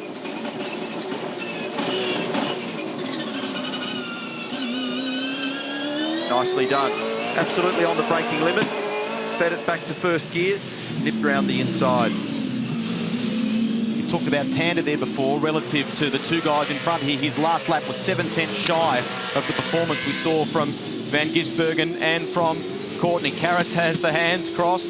Alan Gow, manager of James Courtney, to the right of your screen there. Britt Kelly's gone out, not surprisingly, with a lower fuel load and good quality tyres and a rubbered up track, and is very quick out there at the moment, position number 9. Bit of encouragement on the line there from Alistair McVeigh, James' engineer, always sliding perilously through turn 1-2 there. Yeah, heartbreak for Nick Percat. He has a starter motor failure, so that his day is done. I want to say that's the second one they've endured this weekend in that team too, Rihanna. And the one that failed earlier in the weekend was brand new. What a shame for the 222. I think we're on board with James when that happened. He went super close to the wall. Well, that started back at the curb. See how he didn't actually get it turning. He nipped the brake, and then that just carted him wide. So that all happened a little further up the road, Murph. Yeah, fellas, it just looks like James Courtney's just managed to be able to find that rhythm a little bit. But Shane Van Gisbergen has been pushing excessively hard with some amazing speed, but James has just managed to get away. But we just saw that little moment that he had at 11, which cost him some time. But the other thing I'm just waiting to see what happens is if Shane Van Gisbergen is just holding back a bit, giving himself a little bit of time, cooling those tyres off a fraction, he's going to have one last-ditch effort at the 22. So it's actually 0.7 of a second. Just in this sector, it's come down to 0.6. It just keeps seesawing. It's opened up a little again between second and third. So Garth Tander is either just giving it all a rest for another attack, or the shot's been fired, and that's as much firepower as he's got at the moment. So the last lap for these guys, 22.1 for Courtney, 22.3 for Van Gisbergen, and 22.1 for Tander. So James and Garth are locked on the same speed.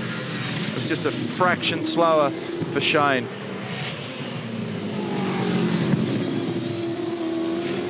Can he do it? Can he go back-to-back, James Courtney, at the Clipsal 500?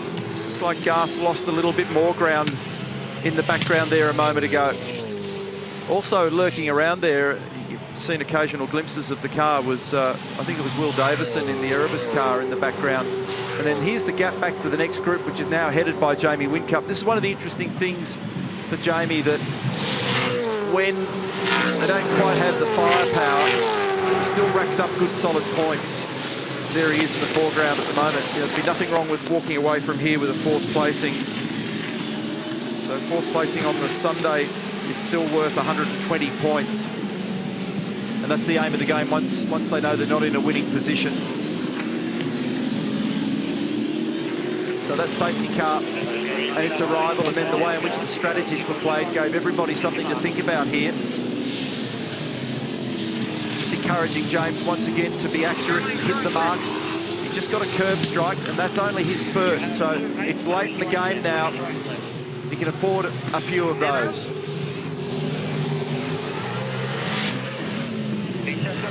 Take a look at how things might shake out depending upon the outcome of this race. Provisionally, Courtney would be at the top from Tander. Coulthard, yesterday's race 2 winner, and Van Gisbergen, who you are riding with here right now in the Darrell Lee entry. But we're not done yet in this race. As Murph suggested, has Shane got a little something in reserve, just cooled off, let things regather. Just want to watch and listen to Shane at work here at the moment and just see what he's got, and listen to the throttle coming off the corners. And he still looks like he's in reasonable shape. He's just got to find the right moment here. Let's just ride with him.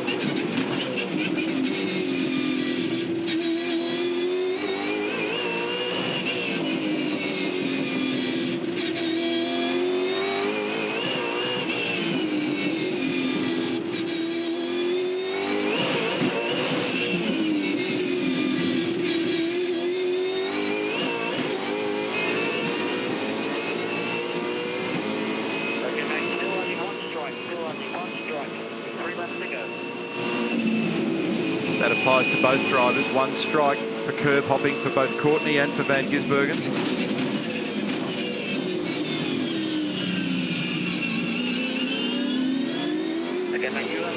Not much in it, is there, when you look at it? 1 or 2 occasions there were moments where I saw Shane just having to catch the car and sort of focusing now on what James is up to in his car, and they've both got gremlins here and there, and in other places their cars are very good for this late stage of the game. Just trying to put this all in perspective for everybody at home, and these guys have been in these cars, these sweat boxes, for coming up to 2 hours. They've got their cool suits on, but the air temperature in there, Neil, as you would know, is excessive, probably in the vicinity 50, 60 degrees today, and they have been battling it out non-stop for that period of time. The concentration required to focus like those 2 guys at the front are doing, to punch out those laps and not give it away to each other. The concentration is just enormous, and they are both doing a good job, and they will not give up until the last lap is done. At the peak of their powers, aren't they, these guys? They're super fit, they're in their race cars, and they're thinking about it day and night. And so it's just a video game for them at the moment. It's great to watch. Not much in it. Van Gisbergen, by the way, has just gone curb strike number 2. Back end of the race, he's going to dip into that bank, and that's probably a controlled strategy on his part. Gee, there's nothing in it once again. Van Gisbergen's going to have a huge lunge. He made a nice run through 8. He tries and tries and tries to sneak down the inside under brakes, but again his nose is chopped off. Nail-biting stuff for James Courtney. No one has gone back-to-back at the Clipsal 500 since Jamie Whincup, 2008, 2009. The other person to do it, Marcus Ambrose, 2004 and 05. Could James Courtney join that group today? Incidentally, Ambrose is 15th in the field at the moment. So there's 2 to go. It's the replay of what happened down at turn 9. It was another exploratory look, but it didn't quite work. Oh, that's curb strike number 3 now for Van Gisbergen. So he's gone rogue agent. He's decided to throw it across the top of the curbs now to see what can be achieved. So he's out of manoeuvres. He's got to try and do everything he can. James is looking solid in terms of concentration. He's resisting the pressure. I reckon there was a tiny, tiny edge in lap speed for Van Gisbergen, but the hot, disturbed air was doing him no favours. And now it's just going to be about real driver savvy. Tander has got no response, but it's been a wonderful job in recovery. He's going to get a podium on these numbers, and that's going to yield a big pile of points, and that's a great way to start the series, because yesterday he had a good run, 2 results in the top 10.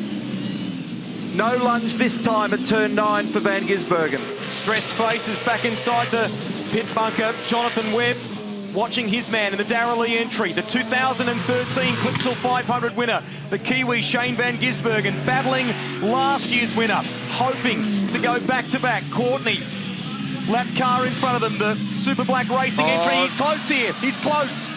Really close. So this is going to stir the crowd along here. So it was a love bite through the final corner. Van Gisbergen on Courtney. No curb hops for either of them.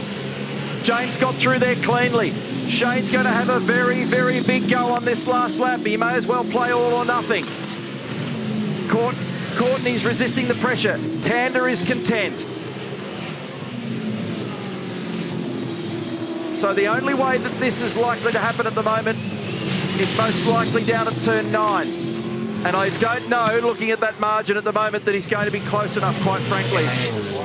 We know he's a brave guy. We know that he's fast, Shane Van Gisbergen, but he's been showing some real smarts in his relatively recent racing. He's fast through turn 8. They're close to the wall, but Courtney seems to have the edge. Big, deep under brakes from the 97, but not as close as the previous time around. Options, time running out for Van Gisbergen here. The HRT crew maybe about to go back-to-back, close to the wall off the exit of 11. It's the run home. Crowd are on their feet. Shane, time I think has run out as they come through that final corner. James Courtney will go back-to-back at the Clipsal 500. He wins in 2015.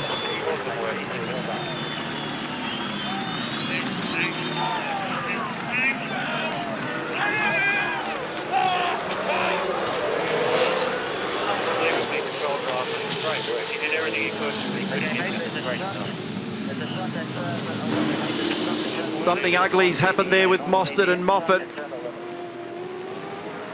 That looked very nasty. Detract somewhat from the celebrations for these guys, but that's been a brilliant drive from James Courtney to resist the pressure. So Chaz Mostert, James Moffat, big heavy contact. Okay, mate, just be careful. The track looks pretty formed. The track looks pretty formed, so just be careful there. Turn on.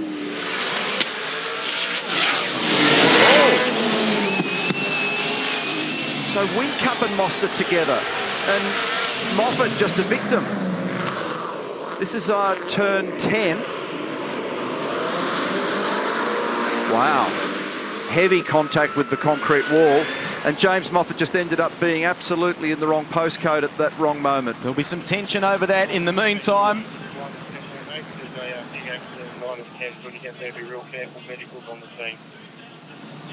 So let's hope the guys are okay on that basis then, given the severity of that hit. Celebrations have started for James Courtney. Right, so when you get back here, we're straight in the pit lane. You'll park yourself under another one board. Moffat out of the car, assessing the damage. He'd shown good pace over the weekend. The 6 is moving, so that's an encouraging sign for Mostert. Look at the damage to it. Hit the wall yesterday, and then this within sight of the finish today. Crabbing the car sideways, trying to get back to the lane.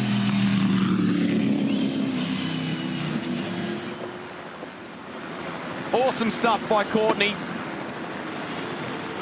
90 career pole positions were achieved today. Did a great job. And goes on to add to his victory from last year, of course, with this outfit.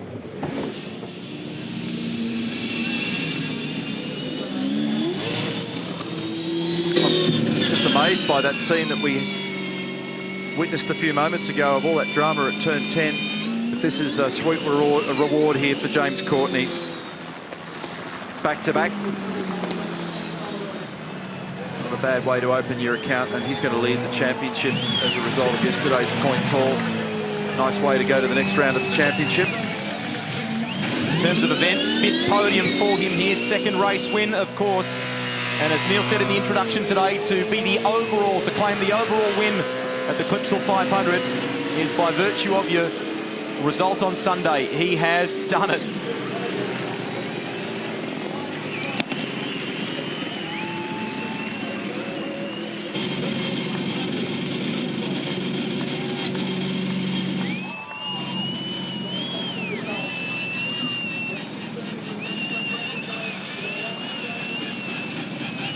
They said during the week that the rebuild of the team is done. They've got to start delivering results. That this rebuild, which has taken a few years to get HRT back to where they used to be in that dominant period of Scaife and Lounds and others. Is this the beginning of that phase? He is wrapped. Courtney.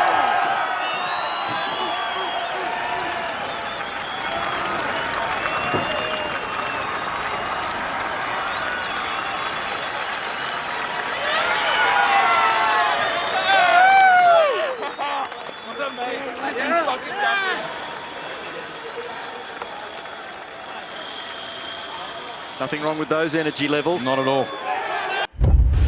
Scenario as Slade and Tander, he just needs a tiny splash of fuel to get him home. He's got a 2.1 second lead over Courtney. And those other cars that are in the fuel safe area, Lounds, Van Gisbergen and so on, they're about 18 and 21 seconds behind. So this stop is going to drop him back down the order, but it sounds shocking, doesn't it?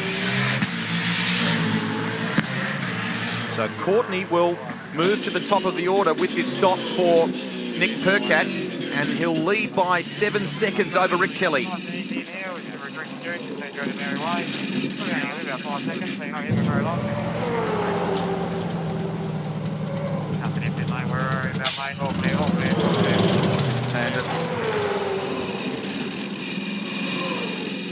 Sounds like it's just about ready to plough a paddock. And Gisbergen comes through. He's in 6th. Courtney's the leader. Rick Kelly's 2nd. Garth Tander's 3rd. Craig Lowndes is 4th. Van Gisbergen is 5th, then McLaughlin, Whincup. Percat is going to drop in here 11th between Caruso, actually make that 12th, between Winterbottom and Slade. Kelly's taken about half a second out of James Courtney here. The gap is 6.5. Tander 3rd. One hand on that Pertec Enduro Cup. He and Warren Luff. On our numbers, the last car that's in this really what appears to be marginal zone is Rick Kelly. Our numbers are seeing James safe, but I don't reckon quite is. That's Jack Perkins.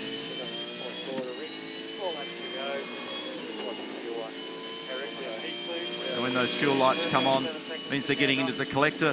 The collector has a maximum capacity of 8 litres. You burn 2.65 litres of fuel on average per lap, but they're saving a bit at the moment because the tyres have gone away, and they're deliberately making sure that they short shift and they don't blip throttle on the downshift and all of the other things that you might choose to do. It's not done yet, but it would be a special day for Jack Perkins if this car 22 comes home in first position. A breakthrough race win for Jack, and this is the Pertec provisional. The points would see Tander and Luff lift the cup by 48 over Van Gisbergen and Webb. Winterbottom and Owen were the leaders coming in by 78. What a turnaround on the streets of Surfers Paradise for this cup. Came to work this morning on the light rail on the G with Jack Perkins. We whizzed past our first stop and ended up further up the road, so we had to trudge into the circuit from the other end. There was lots of chat going on. He was pretty happy with the way the car worked. He's a great young man, Jack Perkins. He's a real aficionado of the sport. It'd be a wonderful victory for him if he can make it happen. George Commons, engineer for Rick Kelly. Here we are, James Courtney. He's got 5.3 seconds. He's nursing it, isn't he? Kelly's still showing on our numbers as needing fuel. Courtney's not. But we're now down to such finite amounts, it's near impossible to second guess from afar. What he does have at the moment is a race lead. 3 laps remaining. There's the gap. So at the moment, it's the Holden Racing Team 1 and 3. Jack Daniels racing in position 2 with the Nissan Altima. Then Craig Lounds in 4th from Van Gisbergen.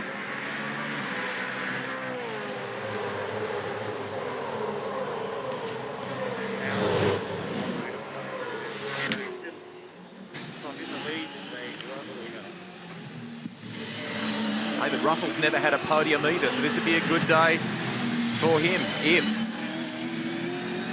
And then encouraging Tander to hustle, to push on. He's 4.1, Garth Tander, behind Rick Kelly here.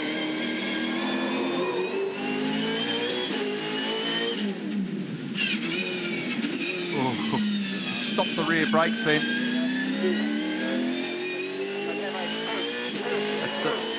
That's the team radio, Alistair McBain to James Courtney.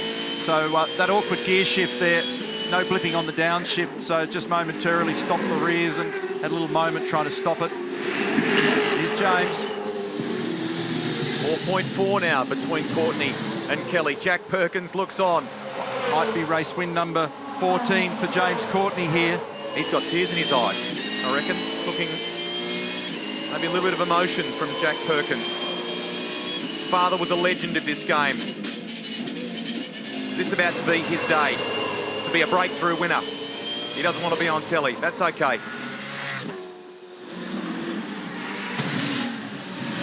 Van Gisbergen just spoke a moment ago about my mistake, so he maybe got something wrong there in this last lap. Car number 97 in position 5. We're nearly there. That extra little, remember I talked about if you're down the order, come in, grab some fuel, top up. It would only have been just a fistful, just a tiny little bit of fuel for Courtney, but that's what made the difference. That little splash.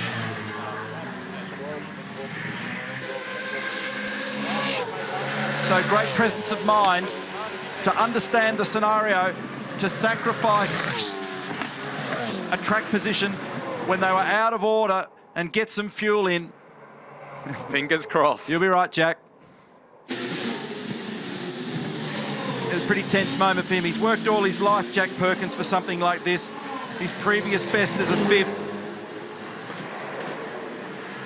He had a run last weekend in a sports sedan and he had a win there. So he's been doing more mileage. Here we go, James Courtney. Half a lap remaining, 3.3 seconds. It's virtually done for him. He's back in business after the rib injury and all the drama of yesterday. And James Courtney is about to grab 150 valuable points and make a big statement. Some discussion about there being less than a litre of fuel in this car to get it to the line. Perkins about to join his dad, his legendary father in the record books as a race winner here. And what a story for James Courtney. Out of the game since August. Broken ribs, punctured lung. What a gritty, determined racer. He comes back and Courtney is a winner in V8 Supercar on the streets of Surface Paradise. New beauty. Perkins wins his first two.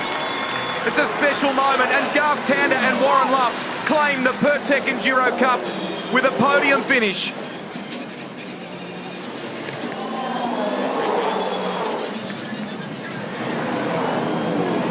Rick Kelly and David Russell, congratulations to you. They get home second for Nissan Motorsport, Murph. And Jack Perkins, can you believe this is fairy tale stuff, isn't it? Well done, mate. The team did that. James did that. Awesome, mate, awesome. He's a tough guy. You don't often hear him like that. Bruce Stewart, the commercial manager in the black shirt. Ryan Walkinshaw. That's a big pressure relief after yesterday as well. Great story. Tremendous to think that Courtney, so frustrated, waiting in the wings. He hated Bathurst being on the sidelines watching on, and he comes back with a question mark and does it with Perkins. But all because they had the presence of mind to grab that fuel. They came out of the train, sacrificed position in the train, grabbed a few more litres. May have only been 5 to 10 litres of fuel. That's what made the difference. There's your podium. What a great race this afternoon. Fairy tale finish to the Castrol Gold Coast 600. And a podium result for Garth Tander and Warren Luff, who's done it before, Luffy. He again puts his name on the Pertec Enduro Cup. Here's David Russell, competes in the Porsche Carrera Cup, co-driver to Rick Kelly. This is a special moment in his career too. That's Matty House at Nissan Motorsport, so that's a big moment for him. He had a tough deal at Bathurst when he made that little mistake up at the cutting. Anytime you can occupy the podium in this business, then that is a very fine performance, so well done. Nissan was stoked to have him as a part of their program too. He was with them as an onlooker at the Le Mans 24-hour. Been doing some sports car stuff this year. Scotty Sinclair, great call, amazing driving by Rick to save a lot of fuel to bring that home in second place quite comfortably. Yeah, in the end we got there good, but yeah, he did an awesome job. He was saving sort of 10% per lap, every lap, so unbelievable effort. The guys on his car, George and Giovanni, called it home perfectly. We hit the pot right where they were expecting, so absolutely nailed it. Can't believe that after where you were at the end of the first lap. Yeah, I know, we had a barrier to start, and yeah, anyway, rest is history. Well done, bud. Thanks, mate. James Courtney's second win of the season, 14th career victory, 6th win with HRT. And it's phenomenal. Can you believe it? Out with injury, comes back to the game. Critics question whether it was too soon. It's a gutsy drive. Clever strategy by the team. And Perkins has been the super sub throughout this whole campaign. He deserves this. Frank the Tank ×2. He's not feeling those ribs at the moment.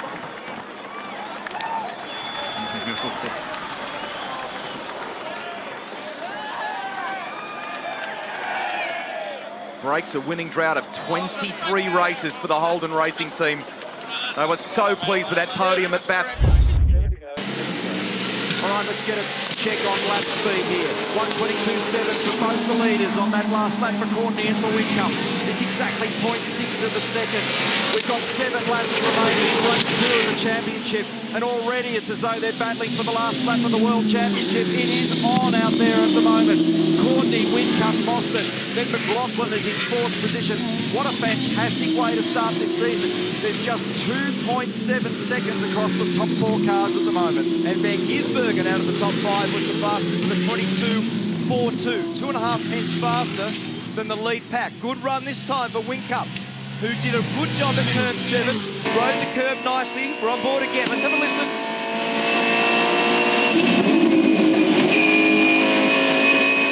Nice. He's got to stay out of the throttle for too long. He's got too much understeer. And the problem with his situation now is with the heat soak. So with the front brake getting hotter, the engine temperature getting hotter, Jamie Whincup getting hotter, is that a big slide on the way into turn 11 that time for Courtney. He almost clipped the fence on the right-hand side. That was wild. He turned it in. It was sideways. Great car control from James Courtney.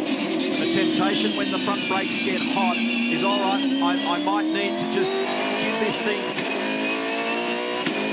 just fiddle with the brake bias. But the problem is you can start to chase fading brakes, and so it's something that Whincup will be very mindful of at the moment, reacting too much to the fact that he'd be gulping down hot air, much hotter air than the front of James Courtney's car. But this is a telling view for me, because I want to see what the steering wheel inputs look like in Jamie's car, and to understand and listen to the throttle position. And he's still looking very settled.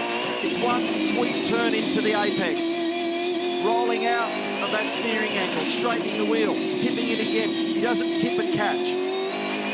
It's essentially one fluid movement. This is great driving by both these guys. In fact, all 4 of those front guys are driving these laps like qualifying laps. That was better. That was better. And both of them are just carrying so much pace through there. It's only just a hesitant throttle and then back in. He's right there under brakes once again. It's back to 0.4 of a second on the computer at the last microsector. But you can see how tight this is. Whincup is right on the back of Courtney at turn 11. This looks fantastic. We've got 6 remaining. They're about to click another one down. It's building to a very big crescendo, and they've begun to ease away now from Chaz Mostert. That was Whincup's fastest middle sector. That was his best turn 8. We're on board for it. He did a great job through there. Let's have a look at the lap times. Courtney does a 22.67, 22.55 for Whincup, 23.0 for Mostert, 22.76 for McLaughlin. So a very good lap that time by Whincup. Mozzie could be in trouble here with McLaughlin, because McLaughlin's got very steady pace, but Mostert appears to be just hurting fractionally at the moment for lap speed. Just a little bit, just enough to give the incentive to young Scotty. Replay of what happened just a moment ago down at turn 1, and have a go here at Courtney trying to find millimetres that don't exist. Oh, that's actually going to damage the behaviour of the front of that car. It's dislodged part of the front bumper, which affects the front wing. Will that be a telling moment in this race? Anything that reduces the front downforce in turn 8 will have a big effect on a strong section of the track for James Courtney. So as that front wing, the front under tray, moves around, it destabilises the air and it produces less downforce.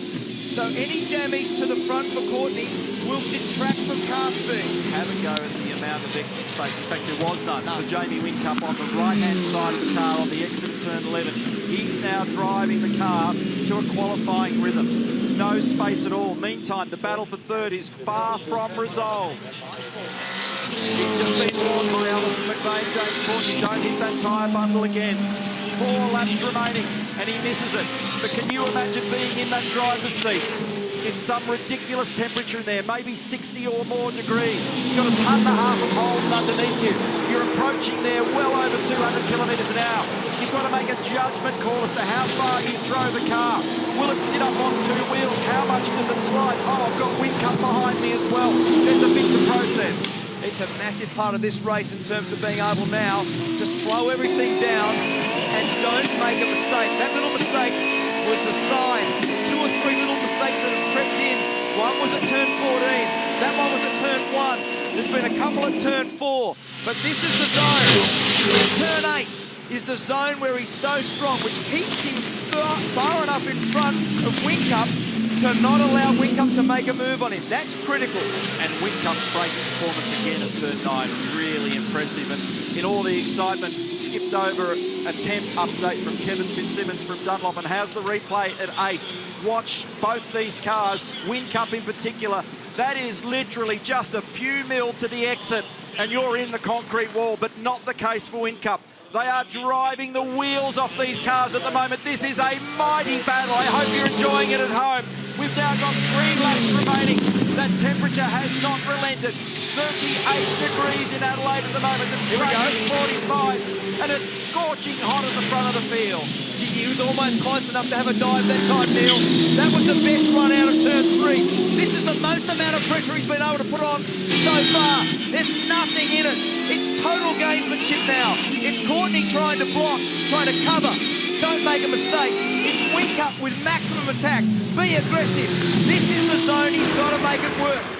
Great job by Courtney out of 7, but he's got to do a great job. We saw on the previous lap that Whincup almost made contact. Check this one out. Have a listen. Wow, that's fast. Fully committed. Absolutely nothing left either of them. Mid-corner, exit corner, under brakes, on the throttle. These guys are driving like they are literally battling for the last race of the championship, and this is race number 2 of 33. On board again with Jamie Whincup. It's incredible to work at this level and to not make mistakes. Is this the moment? Is this the moment? He thought about it. He tried to sneak up the inside. Absolutely nothing in it. 2 to go. 6.4 kilometres of racing on the streets of Adelaide. Courtney's got control, but only just. Boston has crept back into the game. He's just 2 seconds away from these guys. He's eased away from McLaughlin. But it's about the focus up front. It's about Courtney. It's about Whincup at the moment. And it's about holding pride. Courtney has been Clipsal 500 champion in 2014 and 2015. He wants to make a statement. Hurt at Sydney Motorsport Park last year, came back to the Gold Coast and won a race. Big gap out of his championship year, massively interrupted. He wants to be in the championship battle in 16. It was a fairy tale result for him when he came back into the series last year after the injury from Sydney Motorsport Park. But remember the battle he had with Van Gisbergen this time last year on the Sunday. It was another drive by Courtney where he did not put a foot wrong. There have been some little mistakes, but he's been able just to position the car in the right area of the track to not allow Whincup a potential move. And the 2 critical zones are this one into 14. It's been great out of 11. I've got enough of a gap here to not allow Whincup down the inside. The other crucial one is out of turn 3 into turn 4. He's been very good. And we've made the comment the whole race about his level of commitment at turn 8. It has been an extremely high-level drive. Whincup, 2/10 of a second faster on the last lap than James Courtney. They're through the first chicane safely. Nothing's going to happen here in 4. The next genuine passing opportunity is really turn 9. Whincup has had to overcome massively higher temperatures in the front of that car, and he's still all over the back of the HRT car. It's going to be on at this hairpin. It's absolutely going to be on at the hairpin. Here we go. Here comes Whincup. It's a nice exit over the top of the curve. Sit back and enjoy absolute world-class motorsport through turn 8. Courtney sliding all the way to the wall. Whincup right behind him. Here he comes. Thought about it, couldn't do it. Unbelievable stuff through 8. Unbelievable images. That was some of the best driving I've ever seen through there. Both guys right out sideways, especially James Courtney. Well done, James Courtney. Sensational drive. They both understood what was at stake. They both knew they had to drive like absolute maniacs through turn 8. And they are going to be 1 car length apart at the end of race number 2. Congratulations, James Courtney. Congratulations, Jamie Whincup. You two have put on a masterful display.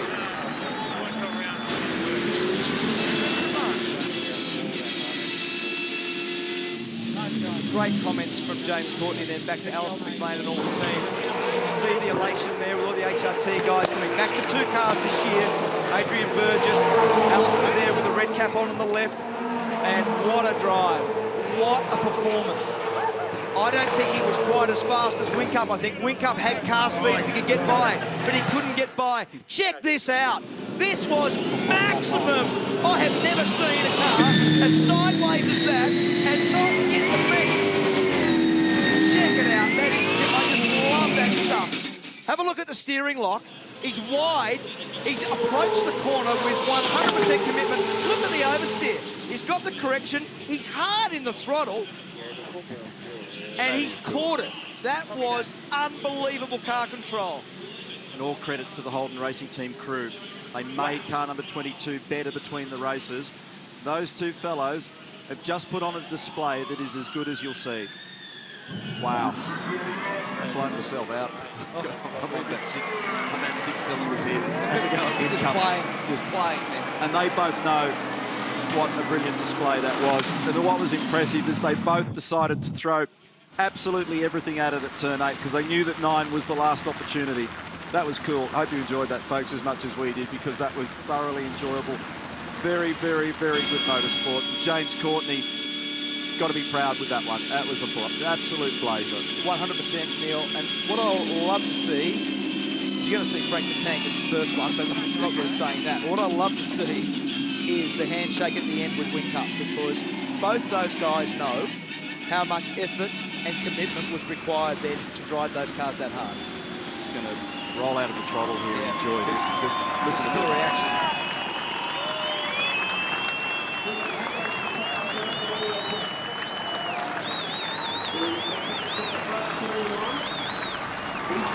Watch most of pit lane. Most of pit lane have come out. Tremendous. And have given those guys the just reward, the accolades they deserve. 75 points, James Courtney. Here we Out go. of 75 points he's earned. How's this? Crank the tanks back.